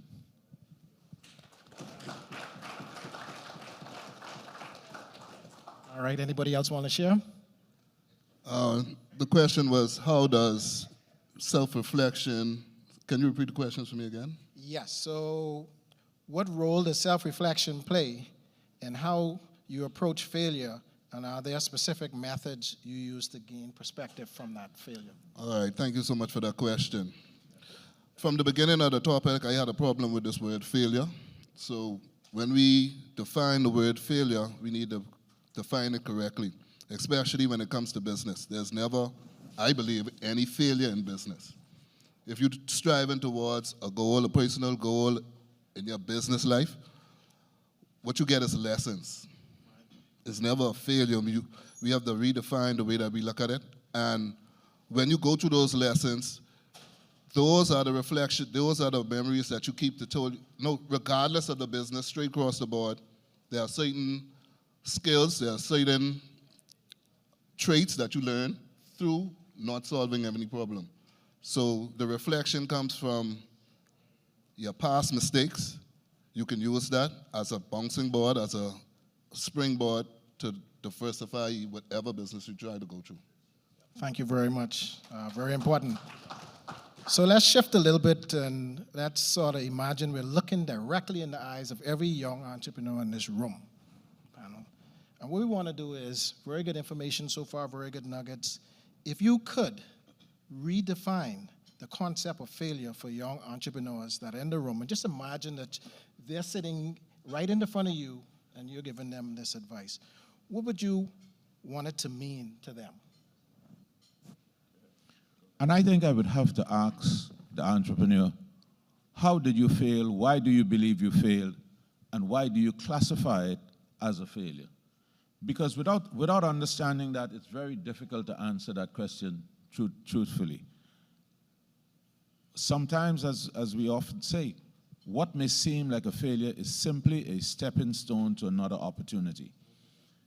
You have to see it that way. If you're going to give up the first hurdle that you meet in life, you shouldn't start the race. You really shouldn't start the race. You walking into business, there's so many areas of it. You have to look at, it depends on your business. You have to get new customers, so that's your sales aspect of it. You have to look at payroll. You have to look at expenses. You've got to look at, if there's inventory, how quickly am I moving this inventory out? Because inventory that sits in the storeroom is just an unnecessary expense. So it all depends on how you see the failure. If I understand what your problem is, why you're failing, we may be able to deep dive and come up with an answer that may help you see it differently. Because I think that's all you need to do. You need to see what's happening a bit differently. And if you do, it will make, you'd probably be answering a lot of your questions on your own. Right? Go ahead. Yes. I would say to every entrepreneur here, expect failure. It's a part of life, right? And that's the one thing we don't let people know. We need to be very realistic when we're talking to young people. Failure is going to happen. However, failure, though, should be seen as a great opportunity to assess. And we don't do that often enough. Because there is a reason I tripped. There was a reason I didn't score the extra point. So failure, I would say to every entrepreneur, and by the way, if you're starting a business, my friend, you get plenty buck to come in. It is part of life. But it's an opportunity to step back and assess. And I think once we start to assess, we begin to realize that that was just a reset opportunity, not a failure. And I think those are the kinds of things that our entrepreneurs need to know. And then finally, you must be prepared to accept the fact that even you have to challenge yourself. You have to manage, you have to learn to become the greatest manager of yourself. Even when people talk down to you, push you down, you have to talk to yourself and say, you know what? That's not what I set out for. Your goal is still out there. So, and that too is a part of the assessment process. So remember, failure is a part of life. It is going to happen, but it is also should also be viewed as a great assessor. And when you do that, you can start running again. Thank you. Let's give him a round of applause. Very good. I think he said it well. Assess. I believe failure goes along with another F word, feedback. I love that word. Yeah. I really appreciate that. Yeah. Yes. Because, like you said, you could take that failure and you could gain a lot of feedback from it, right? And not only feedback from the failure, but feedback also from others. So I'm a writer, and as a writer, as writers, we fall in love with our work. And it's the reason why they ask us to, have it reviewed. It's called a peer review, because someone else could come along and see what you can't see. And so when people give you feedback on your business, take it as constructive criticism and use it to grow your business. Because a lot of times you'll say, man, I'm not listening to you because I'm in love with my idea. But sometimes others' feedback could help your idea to grow. So that'll be my thoughts on that. Very good.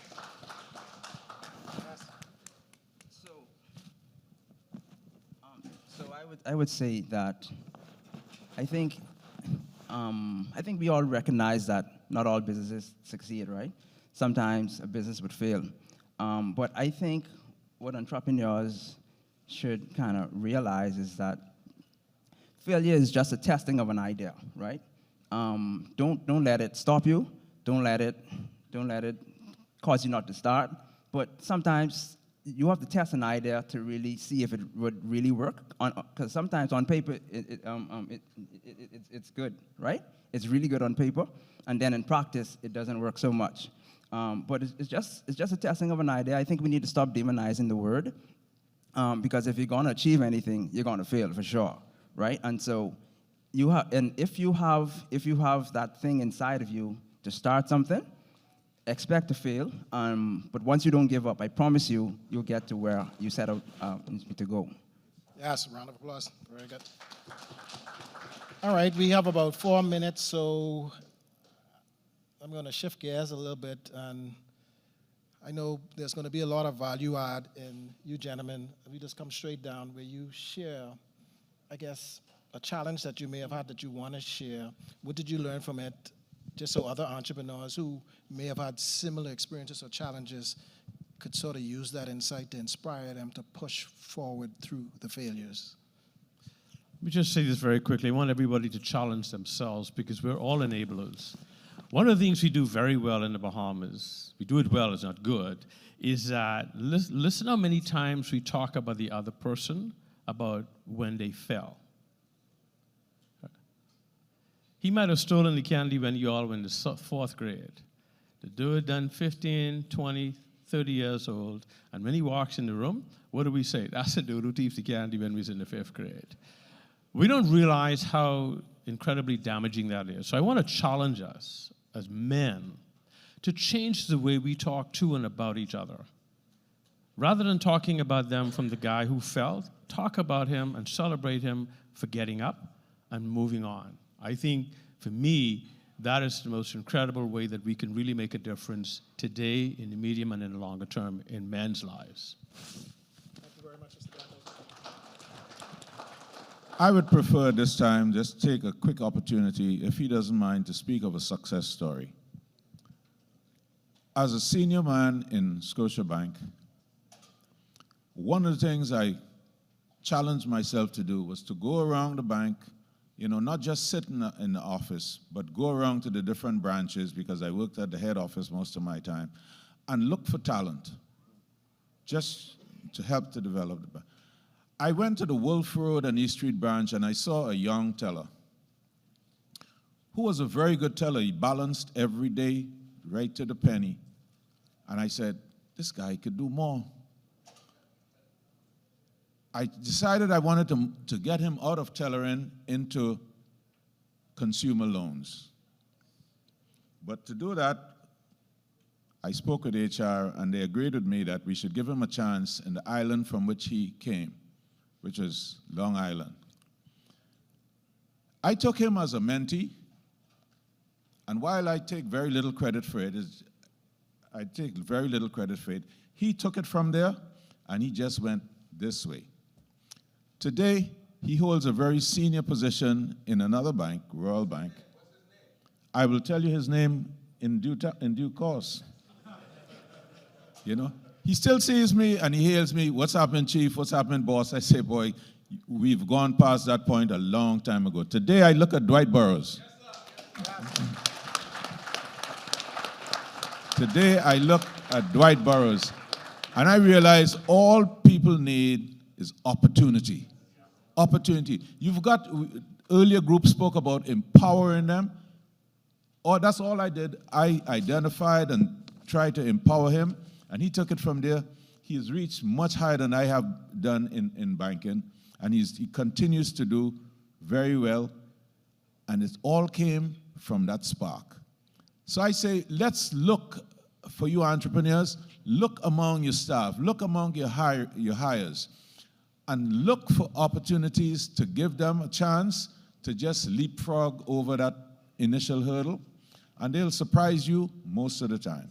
Congratulations, Dwight. Wow. The biggest challenge for me as an entrepreneur, I would say, was believing in myself, believing fully that I can do what I set out in my mind to do, because I didn't grow up in an environment where success and this type of education was taught. I am more or less, I would say, a breaking generational crisis. So I'm stepping into an unknown realm. When I was introduced to Toastmasters, actually I found my way to Toastmasters Club 1600 out of the necessity to be a good entrepreneur.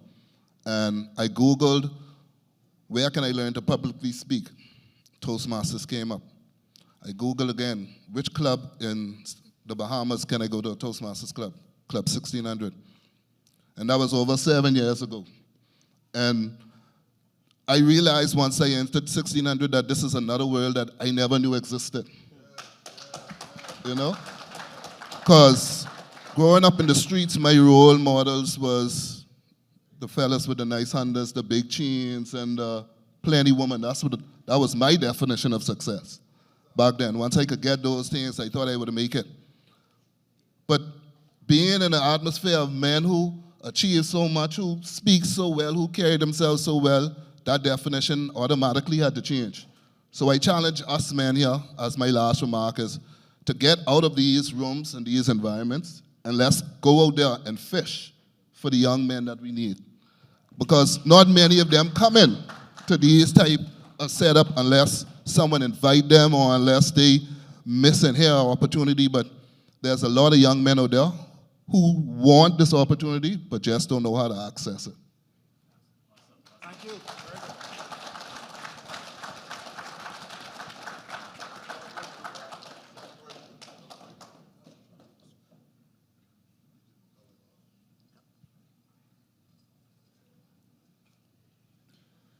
So I'll tell you of one of my feelings, right? So before, when I was just trying to start up something, so I was working at the time, and so in my heart, it was always my belief that before someone else invests in you, you should invest in yourself, right? And so when I was working, when all my friends then would buy this, buy the next thing, I was saving up my money. So I had saved up $20,000 at the time. And then I had an idea in my head. I said, let's try this. So I go ahead, give it a shot, and lost it all. I lost the full $20,000 with nothing to show for it. So at the end of it, I was like, at least I didn't waste it, right? In terms of, I viewed a Honda in the yard as a waste, right? I viewed a TV on the wall as waste. I viewed a trip to Miami as a waste. When all my friends would go on a trip, for years I hadn't traveled. I had some friends at work that used to tease me about my passport not having any stamps in it, right? Because that just was not my interest, right? I wanted to start a business, and so I had the $20,000, lost it all. Of course I cried, right? So then I had to tell myself, wait, get up, we got to do this again. So I had to find something else to do again, because in here, something just wouldn't die. And so I want to encourage anybody that's working on a business. You won't get to where you're going, maybe the first time, maybe the second time. I didn't get there, I think even the fifth time. But I promise you, like I said earlier, if you keep trying, you will get there. Today, we are doing pretty well, and I'm happy that we hadn't given up. We hadn't thrown in the towel, because one more try, and I promise you, you're gonna get to where you're going. Just try again. All right, so I know we're past time, so I'll make it quick. I'll give an example also of a time where I failed. I'll bring it closer to home. In Club 1600, we have something called Ladies' Night. It's like the Super Bowl of Toastmasters, where guys come out and they give prepared speeches catered to the ladies. And last year I won, 2 big, nice, gold, shiny trophies. And I guess that success made me feel like, I reached. And the next year they asked me to come back again, and I was not as prepared. And so those were the longest moments of my life where all I wanted to do was get off the stage, because not one joke they laughed at, nothing was going right. And so what failure taught me was the importance of preparedness. And so now I understand that, if you fail to plan, you plan to fail. And so that's my advice. Thank you so much, gentlemen. On behalf of everybody in the room, we'd just like to say thank you for sharing your insights. Very good nugget share. Let's give them a round of applause, please. What we also want to do is welcome everybody. This is not the end of the journey here. If you have questions or you have some thoughts you want to share with us, please free to engage us while we're here in the room too as well. It was indeed a pleasure, and I hope everybody got some kind of takeaway from our discussion. Again, thank you so much. It's been my pleasure too as well. Yes.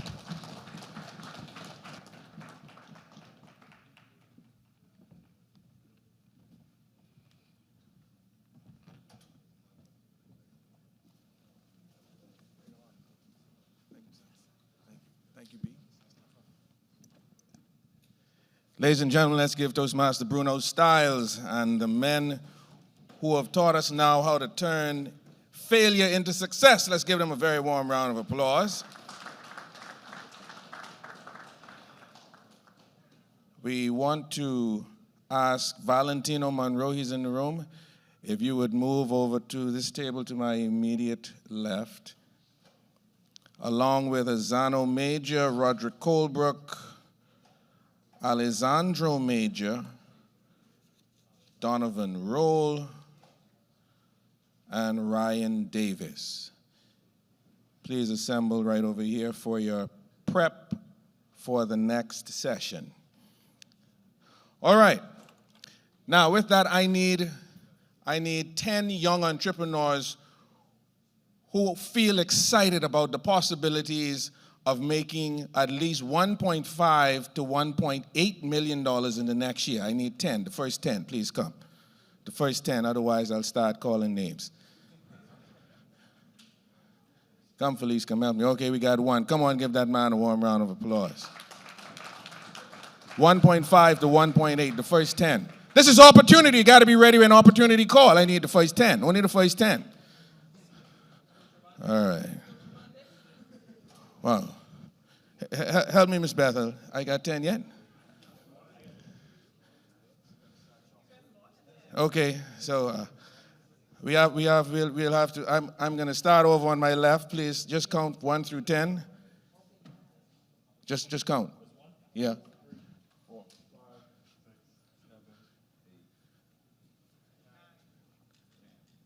No, you're 9. You're 10. Beautiful. Gentlemen, we're going to have to get you all on the next rodeo, but we do appreciate that. Ladies and gentlemen, that's what happened when you don't move fast enough. Give them a warm round of applause. Okay, gentlemen, please move yourselves down to your right just a little, just a little. When opportunity call, you got to move. Don't be joking.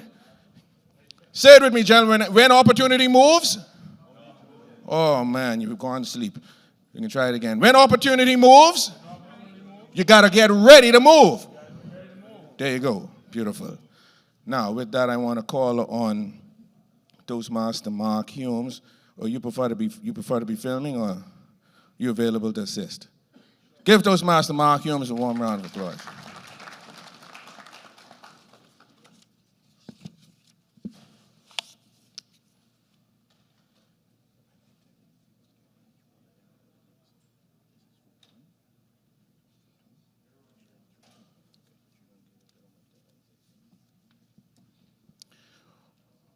One of the things that we learn as business people is how to think on our feet. You don't walk into your office every day knowing what challenges will happen there that you have to deal with. But when you reach, you know that there will be challenges. And so in the moment, and as it happens, you have to deal with whatever challenge faces you when it happens. That is what leadership calls for. That is what decision-making requires of you. That is what you have to know how to do as a business owner. What we have are 10 case scenarios. You will each get one. I will read it, and you will read it. Laron, I need 2 minutes on the clock. And then I will give you 2 minutes to answer.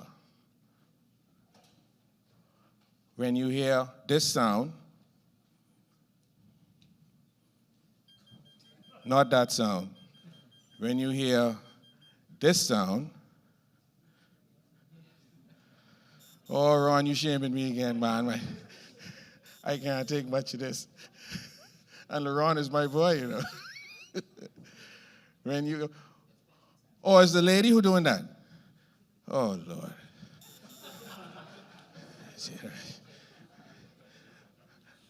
I got to send Clem Foster over there to help you out. When we hear, anyhow, they can find the sound. When you hear the sound, it means your 2 minutes is up and you must stop. Okay. Tell me your name, sir. Speaking to the mic. Is this mic on? There you go. Good morning, my name is Travanti Godet. Travanti Godet. Let's give Travanti a very warm round of applause. Travanti, this is your challenge. I will read it. You go ahead and read it as well. Your small e-business experiences a ransomware attack, locking you out of your customer database and operational systems. The attacker demands $20,000 in cryptocurrency for the release of your files. With no access to orders or customer records, operations grind to a halt, and you risk losing the trust of your customers and a significant amount of revenue. If this challenge arose in your business, Mr. Cadet, how would you resolve it? You have 2 minutes to respond, beginning now. Firstly, we must always follow the chain. We do have a groundwork for situations like these. We have to also always consult the professionals. We have situations like the CDU. They have a department for exactly things like this. What I do also recognize is that we also should be prepared.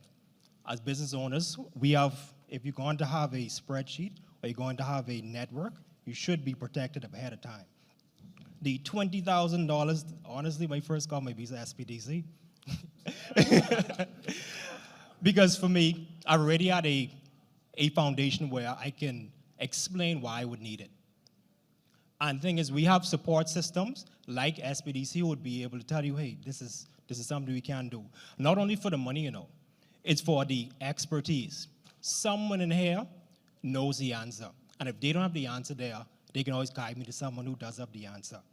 Regarding it is important to always consult and protect your customer needs. One of the things that would be important to me is also to consult my actual customers. I can't tell them everything, but I can tell them, hey, I may need an extra 2 days to get this done for you.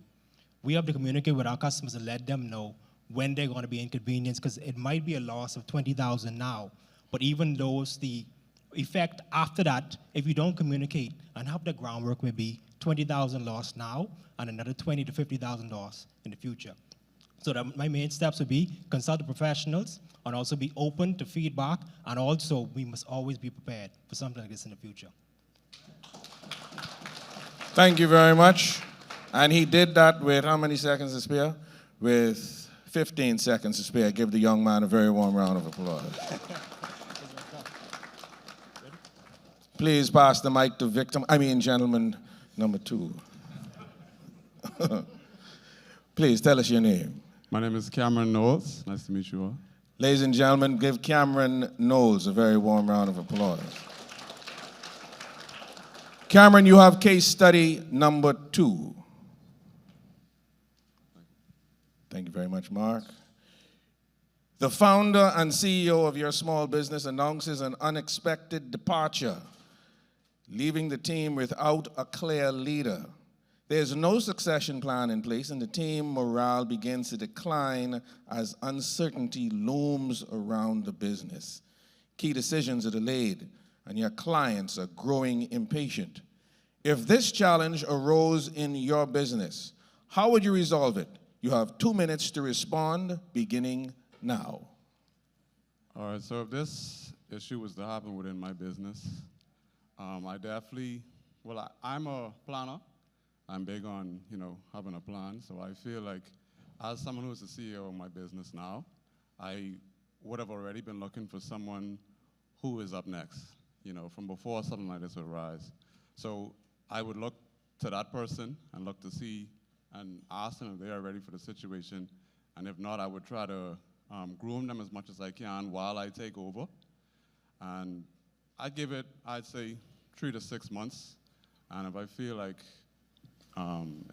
they are willing to take over within that time frame, I would, after reviewing the situation, I would pass it on to them and let them take over as CEO. Let's give him a very warm round of applause. Remember, you have 2 minutes within which to respond. You don't have to speak for the entire 2 minutes if you cover your response within the 2 minutes.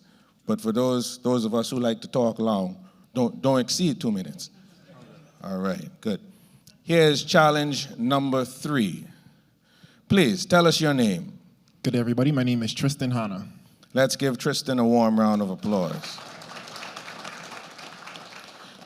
Here is Tristan's challenge. Over the course of 3 months, 5 key employees from your small business resign, citing burnout and lack of opportunities in the business. Their absence creates operational bottlenecks, and hiring replacements is proving difficult due to a competitive job market. If this challenge arose in your business, how would you resolve it? Respond in 2 minutes or less. Thank you for that question. So whenever something happens like this in business, first thing you want to do is look at the problem, step away, look at the problem, and see how you can resolve it. It may be long. The journey of 1,000 miles begins with a single step. And so if you have a problem like this, first thing I'm going to do, I'm going to contact my lawyers and see the best way in which we can handle this legally, as at least I've learned from the SBDC training course, right? And after receiving consultation from my lawyers, I would then go and address my team. I would say, what are some of the problems that we're having here that we want to maybe resign, or we want to find somebody else to work, and depending on their response is how I'm going to react. So if they say, they're just having burnout, then maybe we do some fun exercises that will take their mind off things for a short period of time. Maybe some more incentives need to be put in place for the workload to be a little bit less on them, so that we can increase productivity within the work field. Thank you very much. Come on, let's help the brother, man. Give him some love. There we go. All right. This would be case scenario number 4. A new competitor has entered the market. Oh, sorry. Tell us your name, please. Good afternoon. My name is DeAntoine Cooper. Repeat? DeAntoine Cooper. I know he didn't say Barry White. I was getting scared. Ladies and gentlemen, give a warm round of applause for DeAntoine Cooper. Challenge number 4. A new competitor has entered the market offering similar products at a lower price. Over 6 months, your business loses 30% of its regular customers, and your monthly revenue takes a significant hit. Attempts to retain them through discounts have not been successful. It ain't working. If this challenge arose in your business, how would you resolve it? Please tell us in 2 minutes or less. Perfect. Thank you for the question.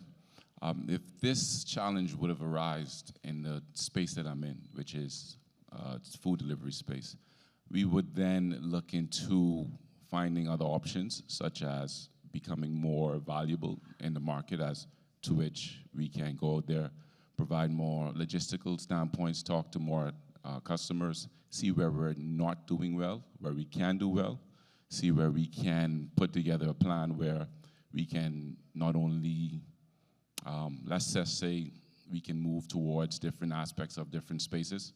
We can go towards different islands, even move somewhere else, and even create a better space where we can move. So it's just not one simple area. We can go all around. The Bahamas is an archipelago, is it not? So for the most part, we look into what we can provide, what we're not providing, and not only competitors is great.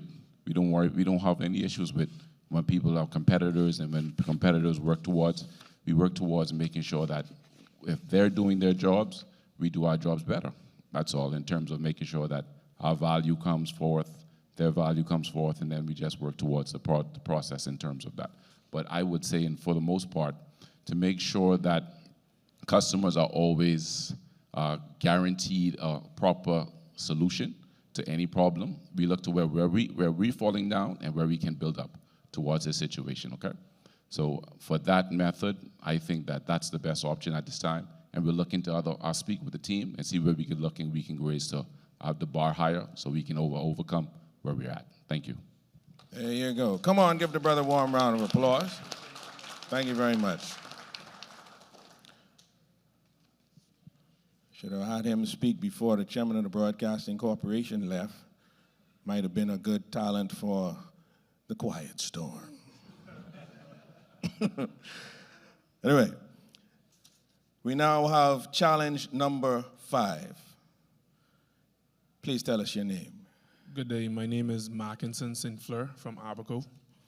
We have Abaco in the house. Give Abaco a warm round of applause. Let me take the opportunity to say that the Small Business Development Center is the small business development center of the entire Bahamas, not just New Providence and Grand Bahama, but Abaco too. Let's give Abaco another warm round of applause.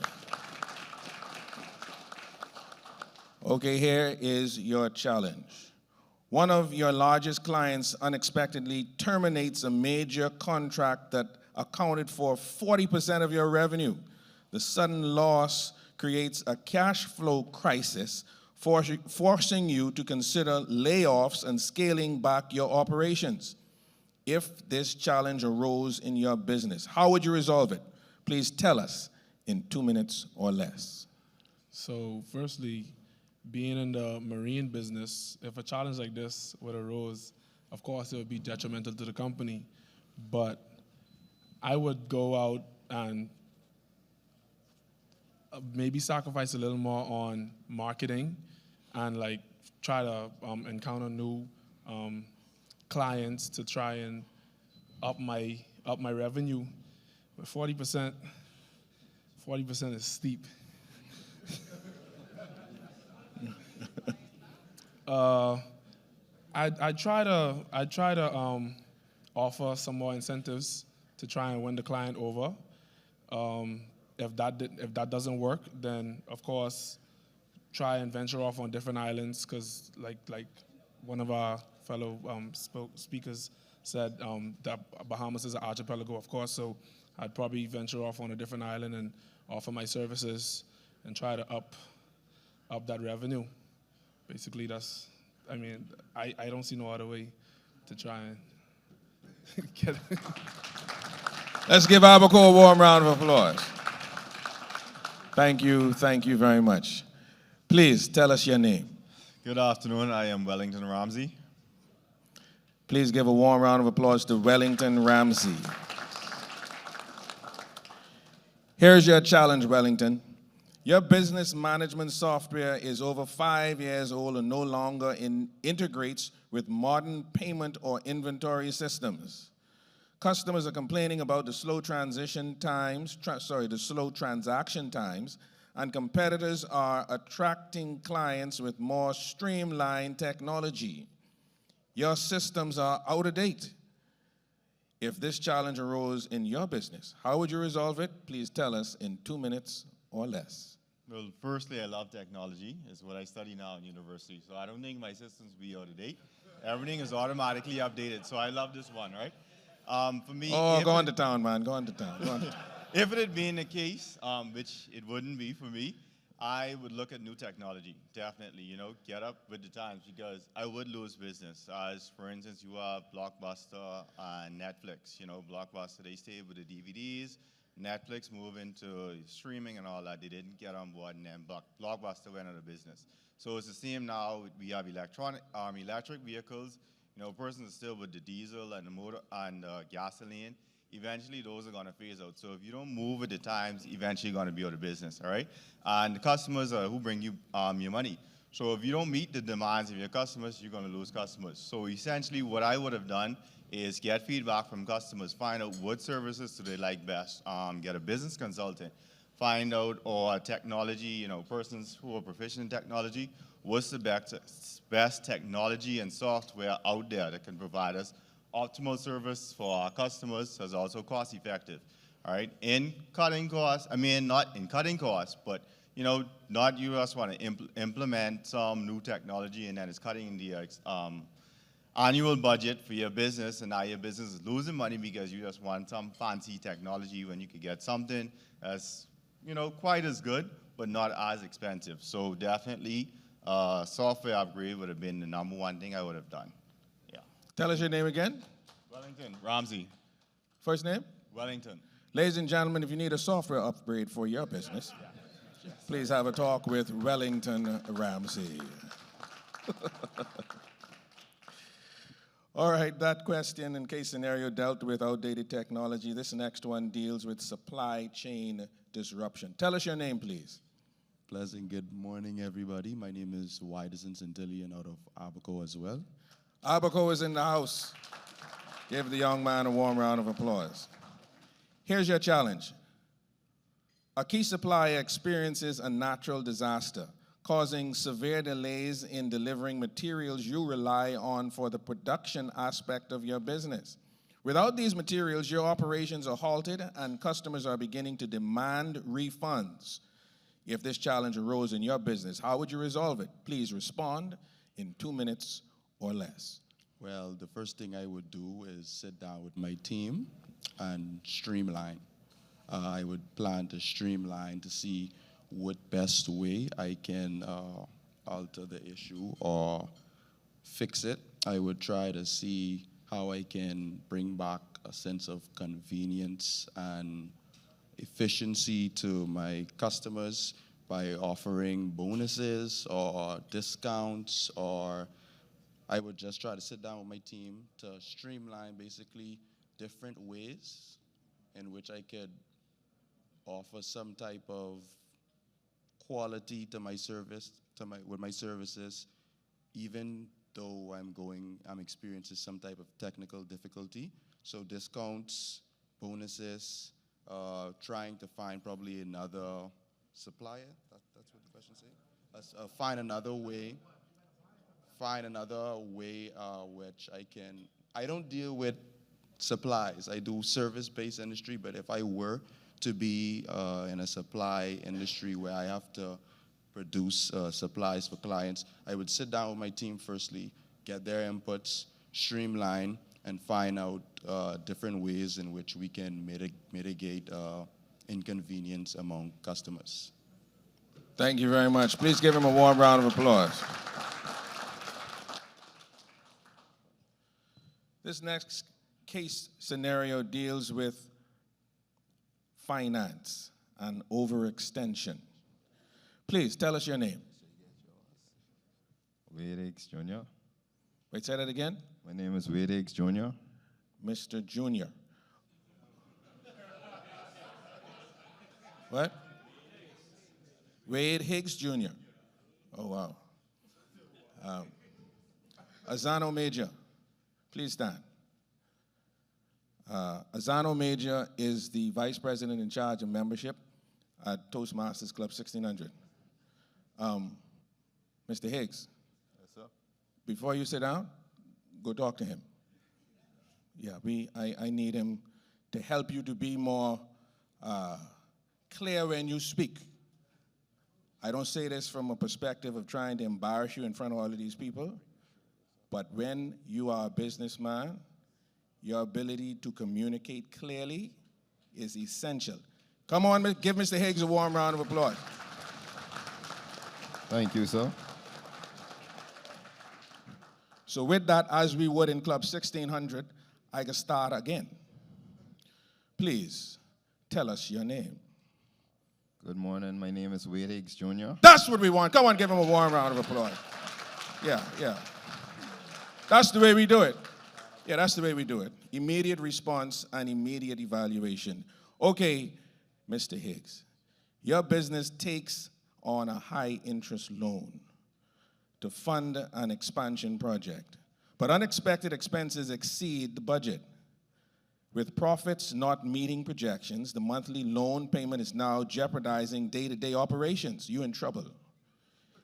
If this challenge arose in your business, how would you resolve it? Please respond Well, in 2 minutes or less. Well, I'm actually in the process of trying to receive a big loan as such. And the first thing I do is try as much as I could to stick to my projected budget. But if all the ends fail, all that fail, I guess we'll have to adjust our work hours to pay off that interest. Because the first thing we want to do is to pay off the interest. Right. To bring down our principal, if that makes sense. Good. So I definitely would try my hardest to stick to a projected budget. And, like everyone said, the team is very important. So I have to communicate with not only the team members, but customers as well to see where their demands is. So now we have to focus on the demands, because if we meet their demands, then our interest should be paid. But ain't no one gonna pay for something they ain't interested in, So a demand is our demand. Their demand is our demand. So our customers always comes first. So how our customers go is how our business goes. Thank you. Ladies and gentlemen, Wade Higgs Jr., soon to be one of the newest members of Toastmasters Club 1600. Please tell us your name. Good morning. My name is Vincent Dorset. Ladies and gentlemen, give a warm round of applause to Vincent Dorset. Mr. Dorset, your challenge has to do with brand reputation and crisis. Here's the scenario. A negative customer review about your service goes viral on social media, sparking a wave of criticism about your business. As the comments grow with that viral video, loyal customers start expressing concerns and your sales begin to drop. If this challenge arose in your business, how would you resolve it? Please respond in 2 minutes or less. Thank you for your time on the question. So my loyal customers, they would understand that there was something that is highly, unlikely, or there is some misunderstanding. So the negative customer who left the review, they have obviously something that they weren't pleased with. I would need to sit down and find out from them what it is that I could do to make this negative outlook a more positive one. Because my loyal customers are there knowing that this isn't something that my company usually gives off. So there has to be something that is, I would almost say, wrong with the customer. Now, Now, the customer is always right, don't get me wrong, but I would definitely have to go. Speak your truth, my brother. I would definitely have to go through you sometimes have one customer that is more technical than others, so there's a difficulty that arises, right? We're gonna get to the bottom of it for my loyal customers and the new ones that I want to bring on. So for that one person, we are going to scale over that with ease and hopefully get through whatever headache they feel that they may have. You have 24 seconds, so here's the follow-up. Is the customer right, always right, or is the customer wrong if they're wrong? So I would say that the customer is right in the regard that that customer has something that he or she wants, that he or she feels that I didn't deliver. So I'm going to sit down and go. Yes, that would be your time. Thank you. Thank you very much.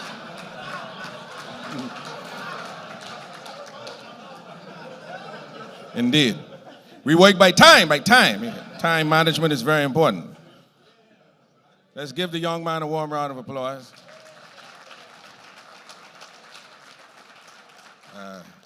The way he jumped over there, I think we got to ask for the body to see if we have any them things in the car. Depends. It depends. Ladies and gentlemen, here is challenge number 10.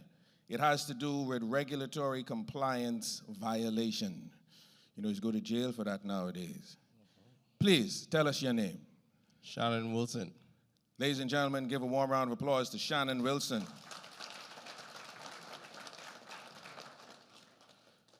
Now, Brother Shannon, your business is flagged for non-compliance with a new government regulation that requires updated documentation for all of your employees. Failing to address this issue quickly could result in fines and suspension of your business operations.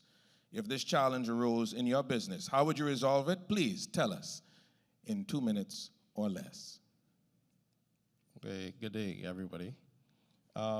So my way of approaching this would be first to look at what I have in terms of my business, assess my employees, assess documentation, and look at who is documented and turn that over expediently, making sure that everyone that is documented, all the documents are turned over, and then if I have anyone that isn't, trying to deal with that as quick as possible because nobody wants fines.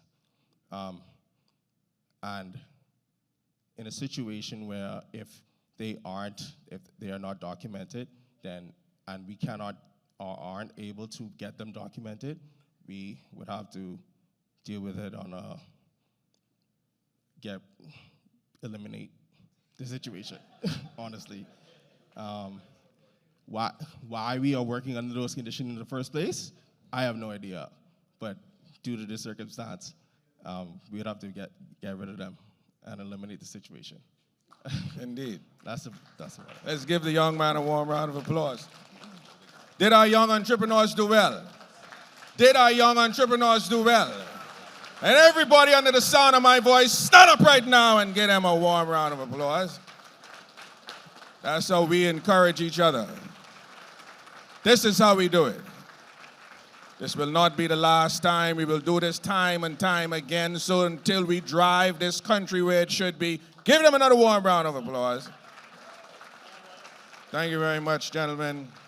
Thank you very much. You may be seated at this time.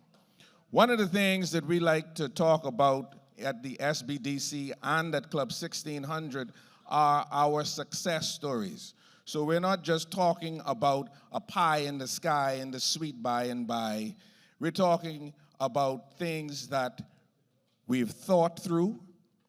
We're talking about businesses that began as a concept and an idea and then transformed into multi-million-dollar operations. That is the kind of network and platform that you have access to as men through SBDC and its other strategic partnerships here in the Bahamas. One success story, there are two that we will highlight today, but there is the first of them is Eden Recycling and Manufacturing. Mr. Andrew McFall is in the room. He's the proprietor. Please stand, Andrew, and take away. We are proud of Brother McFall. He used to be anybody in here used to work for First Caribbean? He used to be your boss. He's in charge of regional operations for First Caribbean. He left First Caribbean, came to SBDC, and now First Caribbean coming to him to get money. Because that's the way we roll. We have a video about Eden. Laurent, please pay attention to the screen. After 30 years of banking, I've decided to take a leap of faith. I moved from banking into an untapped industry, which is manufacturing in the Bahamas. And now we are standing on 3 acres of land on which we're going to be putting the Bahamas' first end-to-end plastic recycling company, Eden Recycling and Manufacturing Company Limited. Eden has 2 arms, recycling and manufacturing. We're going to be partnering with government. We're going to be partnering with other private companies. We're going to be working with these partners to help reduce plastics from going into the landfill. This is groundbreaking for us. If it's never been done before, it really makes a difference, not only in the Bahamas, but even around the world. The first of our major milestones over the last 12 months was the signing of this lease agreement with BAIC. So BAIC gave us 3 acres of land in which to do the recycling arm of Eden. The second major milestone was the securing of 2 buildings, and they're on the way. 3 acres to some, it's a lot. For us, we know it's not nearly enough, but it is a wonderful place to begin. And I think it's going to make a huge difference, not only to Nassau, but even to the Bahamas in terms of what it is we're trying to do in the field of environmental protection. Okay, the overarching support from the SBDC was really the belief. When I first met with them, immediately they bought into the project and said, like, yeah, what can we do to help? So the support with SBDC just continued to go from day one with that belief to where we are. This is not just a project that we're doing so that we can make a couple of dollars. We want to make sure that it benefits those who come after us. In future generations, we hope that this is a small vision, that they will take it and they'll expand on it. We can have the formula for what it means to do end-to-end recycling in the Bahamas, in the region, and even if we have to export these ideas and thoughts and concepts even into the U.S. For more information about the Men in Business initiative, contact the Small Business Development Center at 461-7232 or at helpdesk@sbdcbahamas.com. To learn about our other initiatives, follow us on our SBDC Bahamas social media platforms. At Carnival, we believe fun is a choice. But it isn't always an easy one, because you've got stuff to do. Work stuff, life stuff, stressy stuff. Fortunately, we created an escape from all that stuff. It started a bit over 50 years ago, when a man set out with a second-hand ship and a belief. Cruising should be accessible to everyone. And fun. Most definitely fun. A belief passed down from father to son, from ship to ship. And in the process, my oh my, how those ships have continued to be amazing fun machines. Our secret sauce? Combining the pure awesomeness of our ships with team members from all over the globe who know how to make the 1 gazillion experiences you can have on a Carnival ship unforgettable. Yep, get ready to make your other memories jealous, because fun is in our DNA. Tirelessly tested, cruise in and cruise out, day and night, every season of the year. You know, fun isn't a nice to have. It's a necessity. It makes you a better person, a better parent, a better friend. It helps you live your best life. So go carpe that diem. Sure, you might look a little silly doing it, but holy sea cow, doesn't it feel so freeing? This is how life was meant to be lived. And look, we know that fun's relative. His fun is different than her fun is different from theirs, is different from yours. Maybe your fun is flying down a giant water slide, or racing through the sky, or simply taking a moment to let out a deep, ah. Nice, right? We can all do our own thing, or we can splash around together. But here's the thing, fun doesn't just happen. You have to want it. You've got to opt in. You've got to grab fun when it floats your way. And after 50 years and over 100 million guests, we still believe this one thing. fun is a choice. We're here to help make it an easy one. So let's do this. Carnival, choose fun.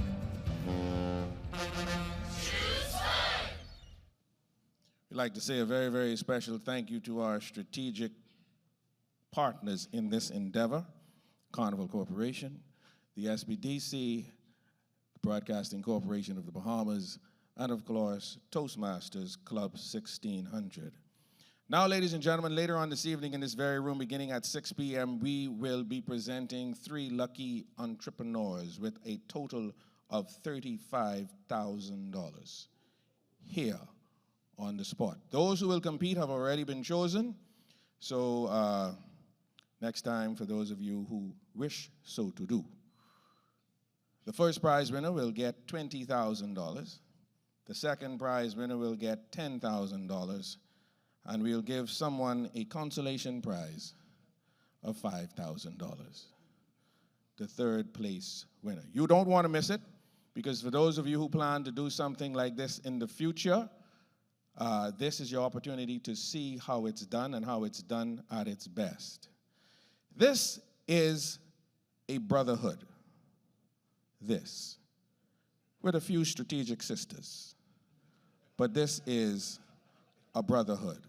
No. I mean, let's be real. We can't do some things. There are a lot of things we cannot do without them. We need them. And so, people like Andrew McFall, with a wealth of experience in industry and in banking and finance, is a man who is available to all of us for advice that we may need within the parameters of his field. It is a part of his objective to ensure that we are all successful, because where there are more of us that are successful, we begin to make a paradigm shift and change the country. Now, for that to happen, there's something that no one in this room can participate in after today. In Toastmasters, we call that the extended pause. It's used to get your attention. Your question is, what is that we can no longer do after the day? Colloquially, we call it the black crab syndrome, where the minute one of us get up a little bit, the one behind start pulling him down. We can't do that no more. We don't have the time for that. It does not breed an attitude and a mindset of success.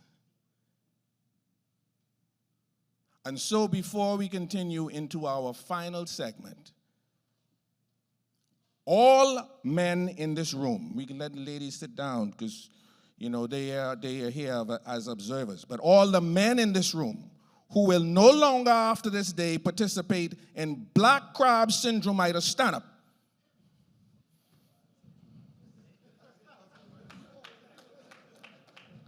Look around, look around, look around, look around. Look around the room. Look at the people at your table. Look around. These are the men who have committed themselves as of this moment to help you achieve your goals. These are the men whom you have committed to as of this moment to help them reach their goals. Look around. Can you imagine what would happen if all of us got together and focused on what all of us have to do? Come on, give yourselves a warm round of applause. Say 16. There you go. Thank you, gentlemen. You may be seated.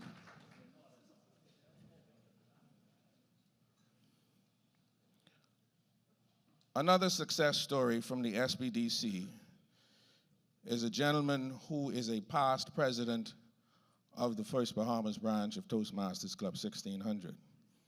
At the time that he received the government-secured funding that he received for his business, it was the largest facility that the SBDC had put together at that time. If you want to know how much it was, and it wasn't a little bit of money, talk to him one-on-one. Needless to say, since that time, there have been others who have exceeded him, like Andrew McFall. And if you want to know what that number is, go talk to him. But coming right now, gentlemen, is my good friend and brother, a past president of Club 1600. Please welcome to this lectern, presenting on the topic,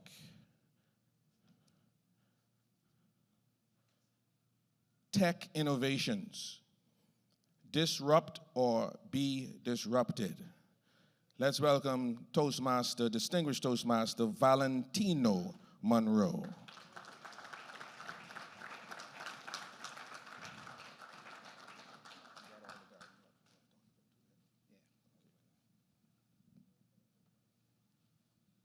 Thank you very much, Mr.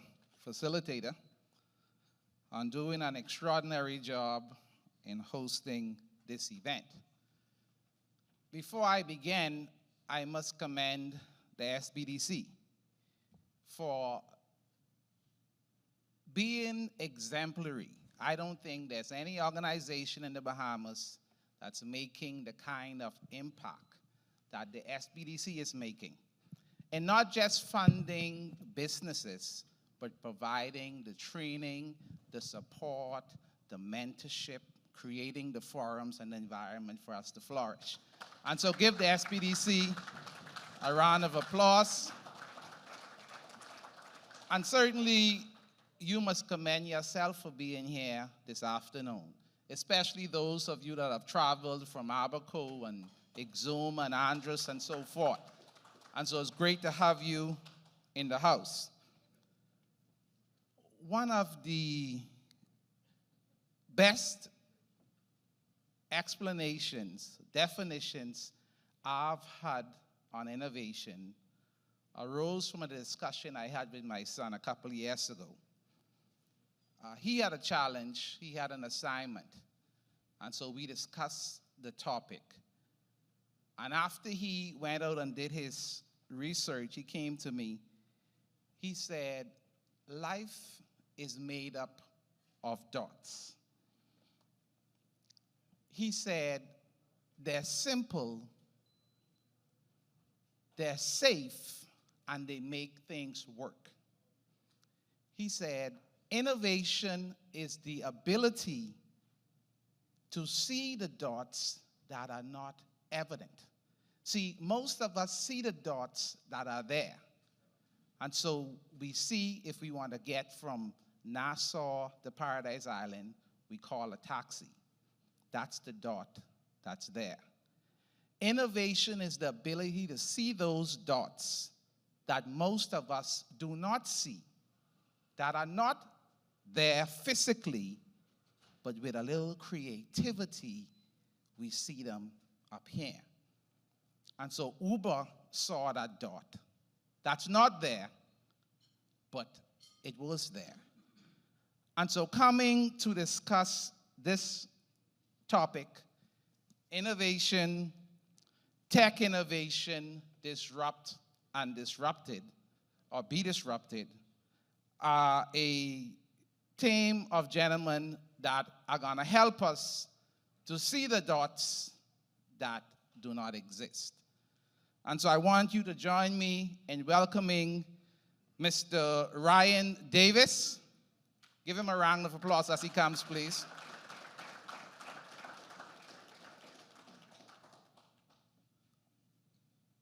Mr. Donovan J. Fitness Rule. Let's take a seat. There you are. Come to this end in front.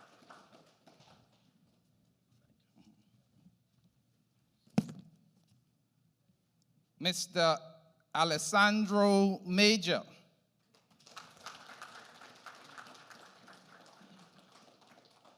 Let's go, ladies and gentlemen. Give these gentlemen a round of applause.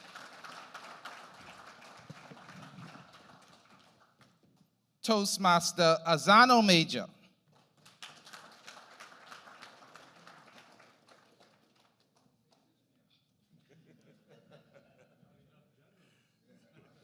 And past president, Toastmaster Roderick Colebrook.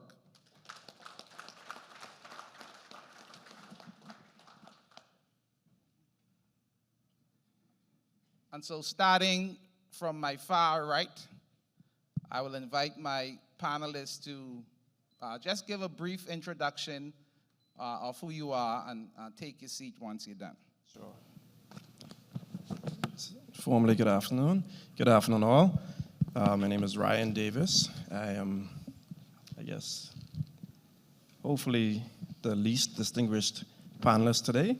But I am the owner, founder, CEO of Pinnacle Consulting.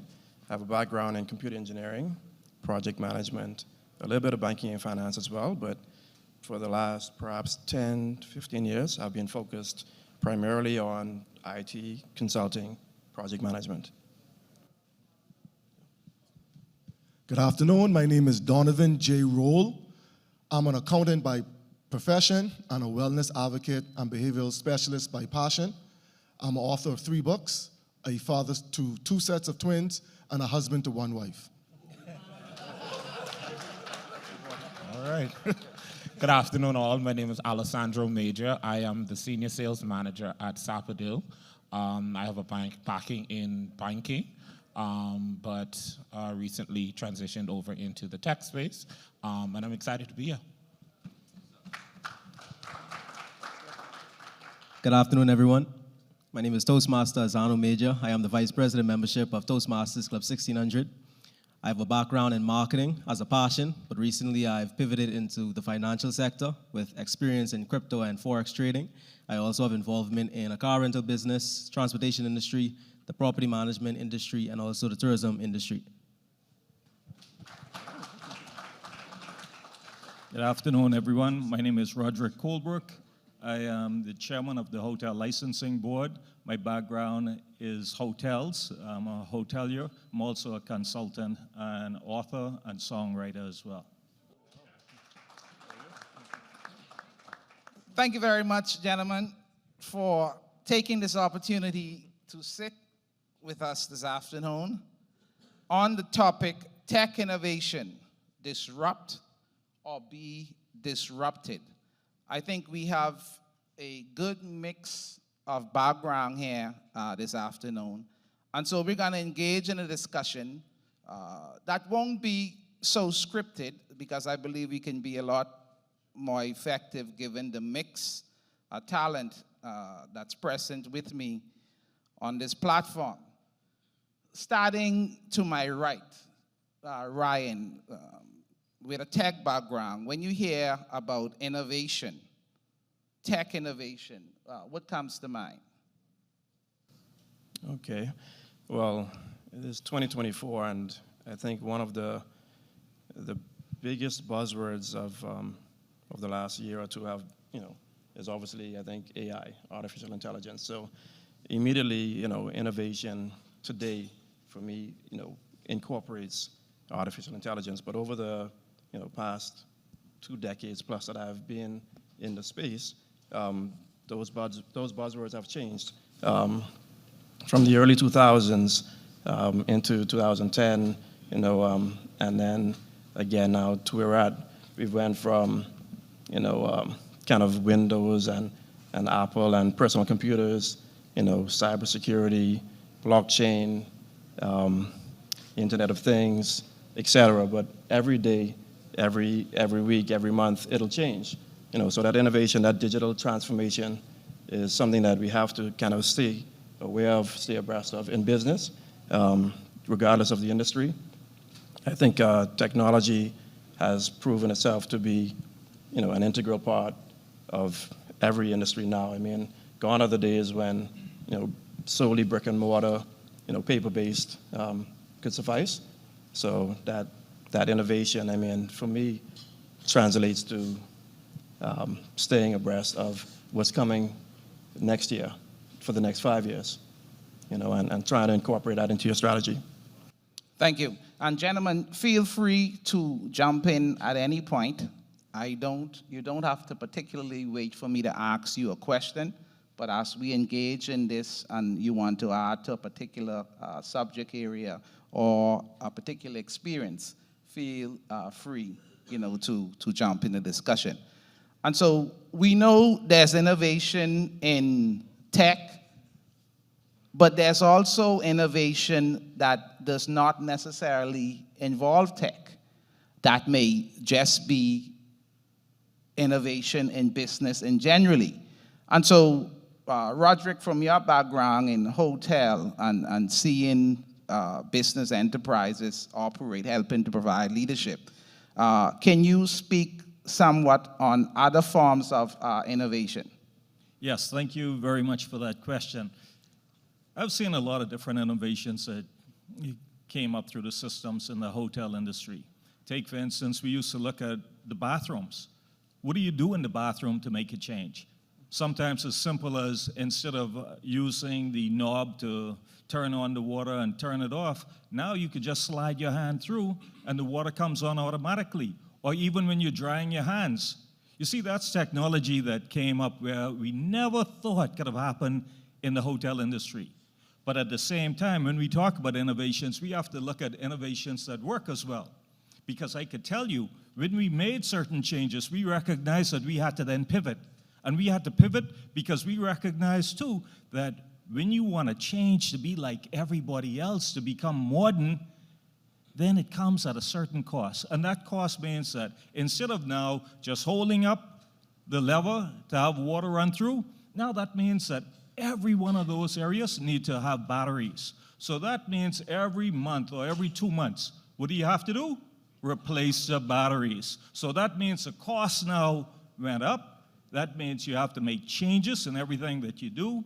So in things that are not so technical, you have to be careful of things that you want to change.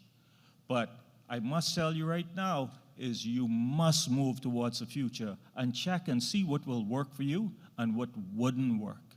And that's where, this comes in. And that is leadership, being able to pivot and being able to make that change when it needs to happen. Major? I think in the realm of businesses, a lot of times when we talk about technology, sometimes we think that it only relates to tech businesses. And the reality is technology, AI, as was mentioned, is involved or can be involved in every single business represented in this room. AI has made the world smaller. As it relates to how we get done what we need to get done. So I feel like in the space that we're in now, every business needs to see how you can implement technology into your businesses to help operational procedures go more efficiently. Because gone are the days where you have the ability to spend hours doing something that can now take you 2 minutes to do. For instance, social media marketing. What would have taken someone 2 weeks to put together a plan, I could put in a prompt and I could spit out a plan in 30 seconds. So the reality of it is the core things that still need to be done are still there, but it moves it into a new place. So now who may have been a just social media may now be strictly involved in AI. So I think we just need to understand that it involves all of us. Azano, as someone who's transitioned in terms of industry and focus a few times, how do you have that confidence without initially the formal training, but going out there and training and exposing yourself? Does that give someone without that deep background an advantage when it comes to innovating in a particular business or industry? Thank you for the question. I think what gives me confidence to transition into different industries is leaning on past experience. I never go into an industry without consulting with someone who I know is profitable or successful in the industry. And that's led me to success as well. Something that I've also realized is along the lines of when we think technology, we think software companies, we think QuickBooks, we think Zoom. But what we have to learn is technology is all around us. It's not just information technology, it's systems technology, process technology, and most important to me, linguistic technology. And this also ties into Toastmasters. I think everybody in here is at different levels when it comes to technology. You know, some people can't pick up a computer, some people can't get used to ChatGPT, but what everybody in the room can learn are the systems and technology tied to language, how to approach customers, ways to open a conversation to close a sale, ways to start a new business contact, cold calling, one of the most important things I've learned in order to grow a business. So I think leaning on the foundations like language and also having trust in systems that could lead to predictability, that's one of the things I lean on that gives me confidence to go into something I'm not experienced with. Awesome. Jay, I think your background is accounting, right? Most people who work with Jay right now probably don't even know that he's an accountant because he's transitioned and focused completely in another area. Can you touch on that for me, please? How does that give you the ability to innovate without that training and exposure initially? Thank you for the question. Well, because of my accounting background, which is a business background as well, it allowed me to be more organized when I entered this industry. It allowed me to have my plan, allow me to keep accurate records of what I'm doing. Because oftentimes in business, any business, whether it's technology or not, is that we think we don't look at our net versus our gross. So you have to understand money coming in and still money coming out, and how your expenses work. But as relates to technology, someone who was born in the late 70s, you know, we came up in the analog era, and then we transitioned to the digital era. So it's always interesting to me when I hear people just talk so fluently. Yeah, it's just technology, we just throwing that chat and you have your prompt X, Y, Z, but you have to understand we came up in a different era. My 4-year-olds on the tablet, they moving through, they know how to understand that. My mommy think because you do that, you excellent in technology. They say, no, mommy, that's just what they do now. So I went into the digital, into the innovation with technology, kicking and screaming. I think I was the last person in the world to join Instagram. And then 4 years later, Twitter. I was like, I don't even know how this thing works. So these things, but it goes back to what Azano spoke about, speaking to individuals who are doing these things. So I learned there are special times to post different things to get different types of engagement. And because of my industry, I do more personal training as well. So I was like, technology can't really help me. Okay, you could do direct deposit. But then I had to start connecting the dots, like you spoke about. So then I came up with a fitness app.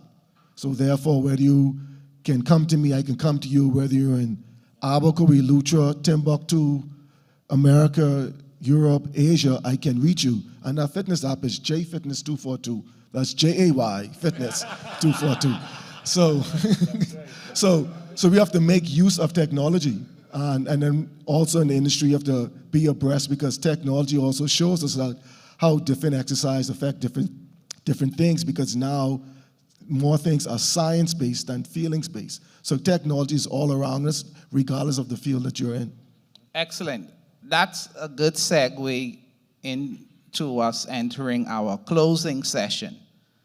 Back in the day, in order to get ice, they had to wait for the winter time. And so guys went into the snow areas, the countries that snow. They chopped blocks of ice from the river, and then they distributed it. And so that's how you got ice in your water or ice in your soda. And then it changed. Then somebody found a way to create a machine, lower the temperature, and freeze water. You didn't have to wait for winter anymore. And so they distributed the ice. And then someone found a way to say, you know what? We can create this machine so that each of us could have our own machine in our own house. So they created the refrigerator. Now you got one at home. The interesting thing is the people that work during those eras, and the people that led the change and transition weren't necessarily the same people or same companies. Jay, you developed an app, but you're an accountant. And so as we look at innovation, I want you each to give me a comment as we close.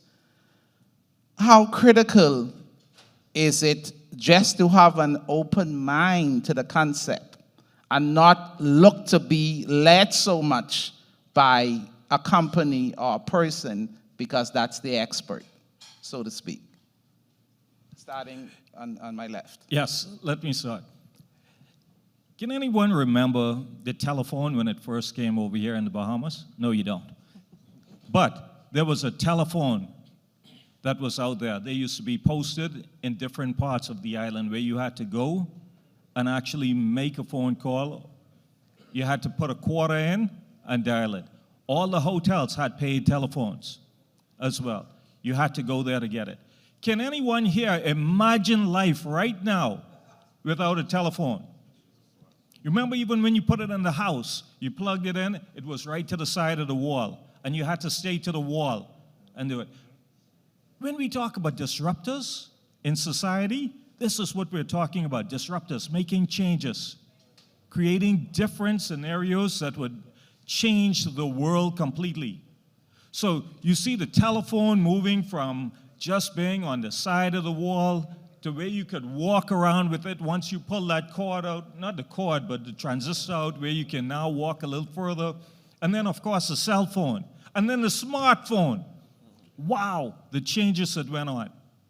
You see, technology is something that will go on and on and on, and we have to get involved in it. When we talk about ChatGPT, now I have to tell everybody in here, we've seen people who have been doing the business plans and everything, and they just throw it in ChatGPT or some AI program and expect it to work and say, I got this program now, everything is good, I don't have to do anything. Well, let's think about that a second. You still have to think. You still have to make sure that you look it over, because right now you can't just put it in and say everything is fine and let me put that presentation out there for everyone to see. No, you can't. And I want to make sure that everybody in here understands that, because I've seen it even in the business proposals when we look at it. You have to be involved in it. You have to read it. You can't just put it there and send it out, because it's not good enough. You have to literally work. So when we talk about disruptors to an industry, when we talk about doing something that's special, it's about really sitting down, thinking, understanding what it is that you want to do, and making the change.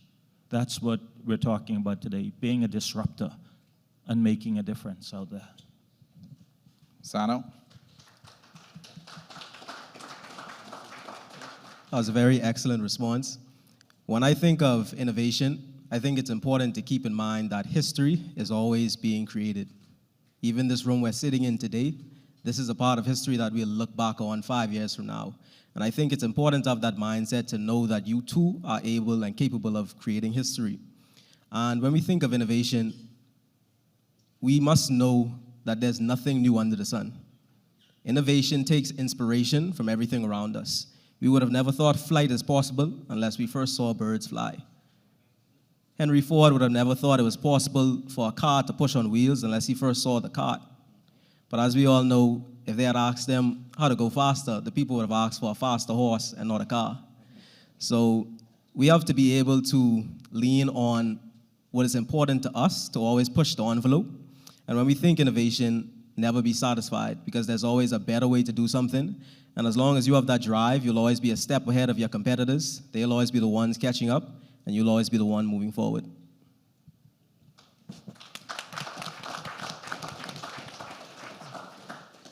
As I think about innovation in the space that I'm in, which is websites, when you think about developing or digitizing your business, sometimes we can believe that the innovation is the get-rich-quick scheme. And the innovation is the thing that will just catapult you to the top and everything is going to work. And once I get online, once I do this, then my sales are going to go through the roof. And the reality is it's not.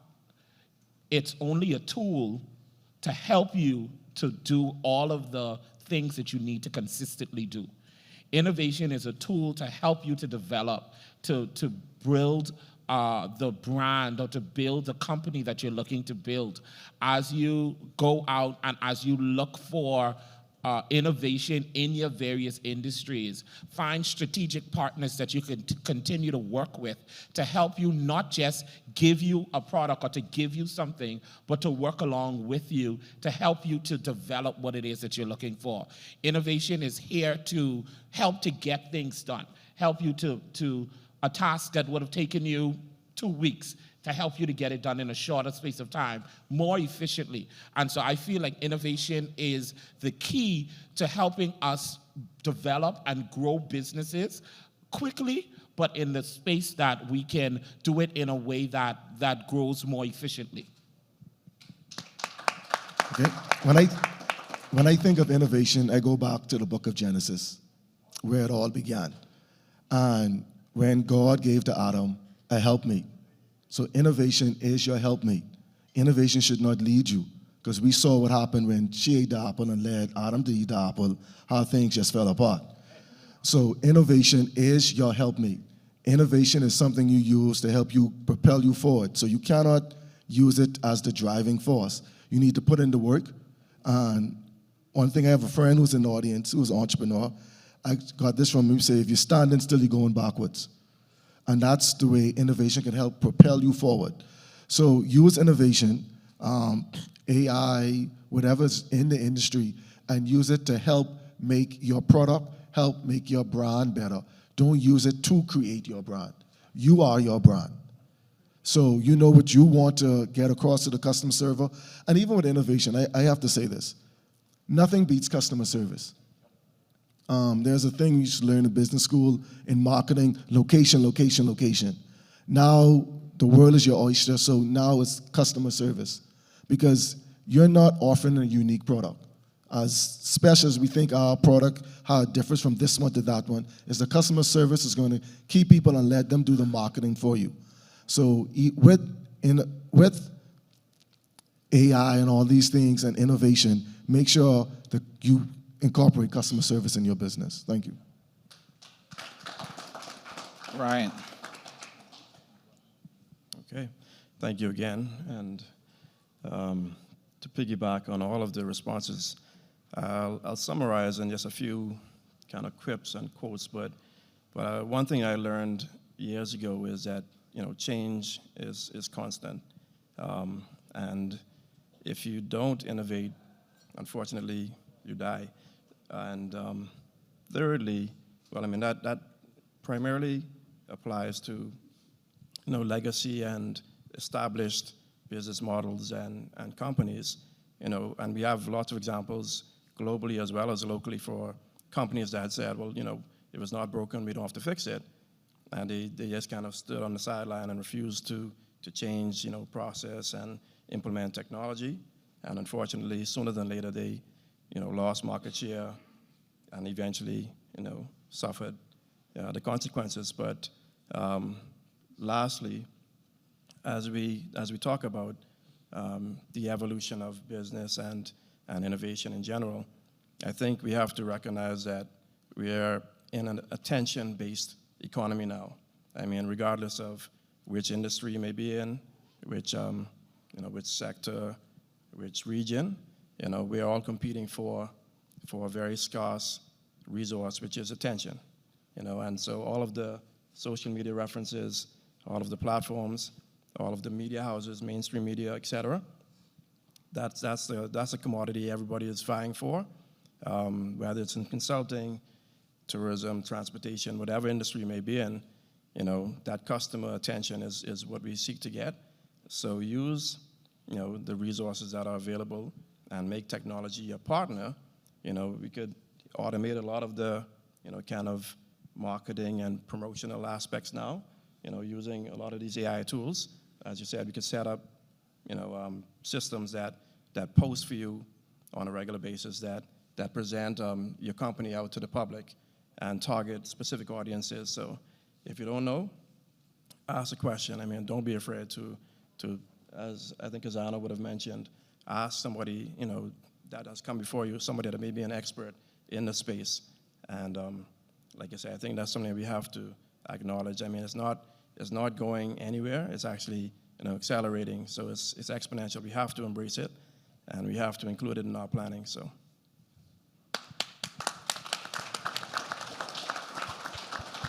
How many of you remember the company Motorola? No, see, only the older guys remember Motorola. Because Motorola was a leader in the cell phone industry. They had the Razor, we call it the Flip, which was a big thing. And then they had the Sliver or the Riser, the one that, you know, swung to the side. And then they disappeared.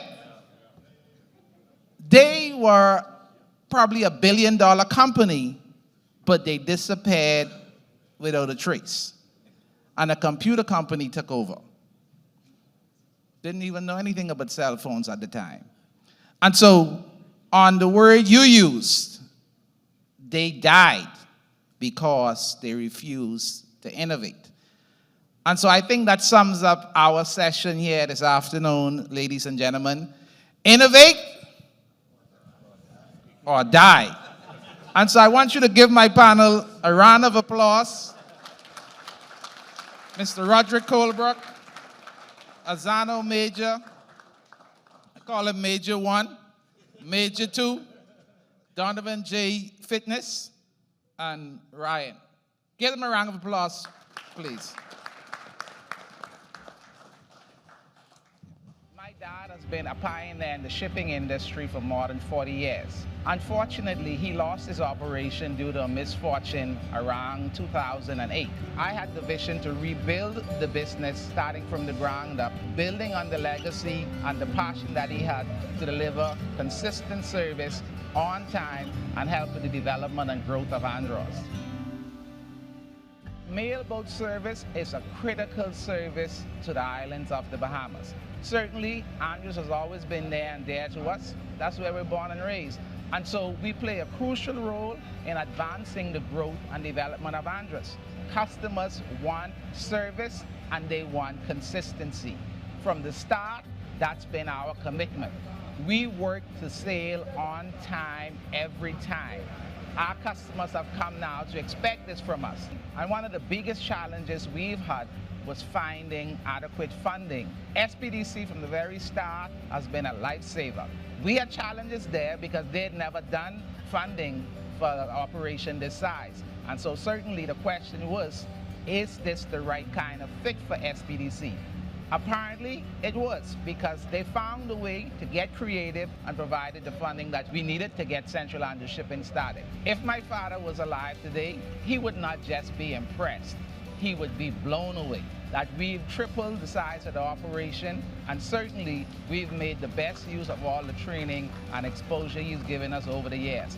My advice to young people, if you have a vision, a passion, an idea, once you develop that idea, the money always finds an idea that's ready to be executed. So go for it, don't give up. It's not easy. If it was, everybody would be doing it. Be consistent and you'll get there. For more information about the Men in Business Initiative, contact the Small Business Development Center at 461-7232. Ladies and gentlemen, we present to you distinguished Toastmaster Valentino Monroe. Stand, take a bow, take a bow. There you go. He is available for consulting for the men in business. Get him before the end of this year because he might start charging consulting fees after that. We are proud of him. We are proud of all he has accomplished. I need, is the president of the club still here? He had to leave. Okay, Toastmaster Dwight Burrows, please come. Toastmaster Roderick Colebrook, please come. Toastmaster Craig Ferguson, please come. Toastmaster Donovan Roll, please come.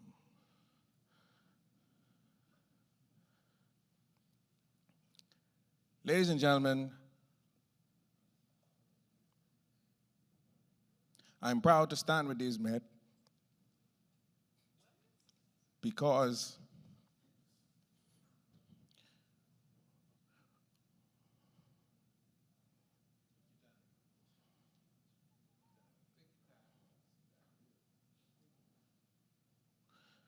when this idea came to Club 1600, it seemed overwhelming.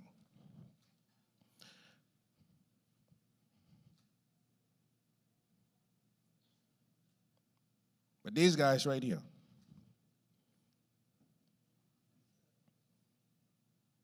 they pulled it together.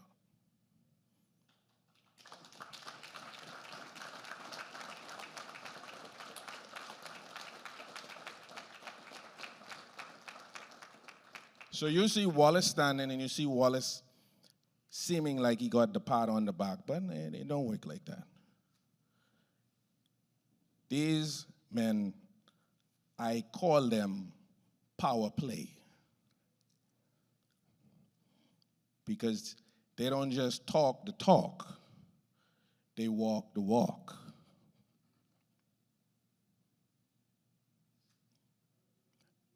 And in this day and time, when it's difficult to find men who will stand to their word,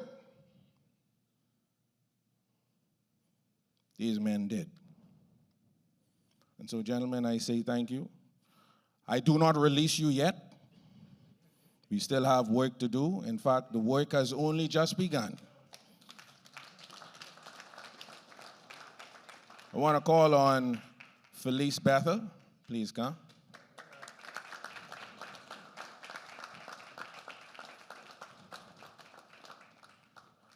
Gentlemen, please sit on the edge of the stage. Please sit. Let Felice stand. Please sit. This is for illustrative purposes only. Please remain standing. Please remain standing, Felice. Gentlemen, that's the boss.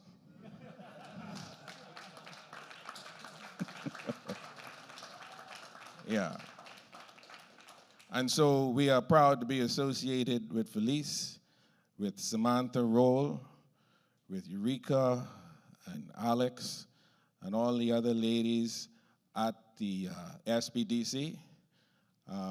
We're proud to have Chris as a part of the team. I see Dominic inside here too. Thank you for coming, sir.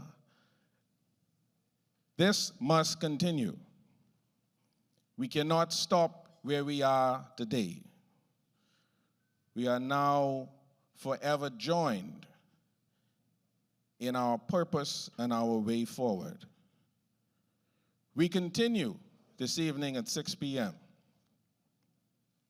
with the Titans pitch competition. I believe some of the persons who will pitch, they're in the room.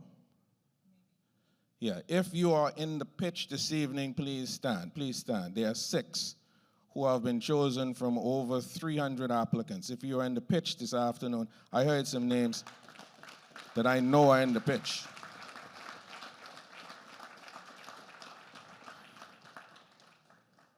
One of these gentlemen will walk out of here this evening with $20,000, the other with $10,000 tonight, not tomorrow, tonight. And the other will leave with $5,000. Ladies and gentlemen, please give the SBDC a warm round of applause.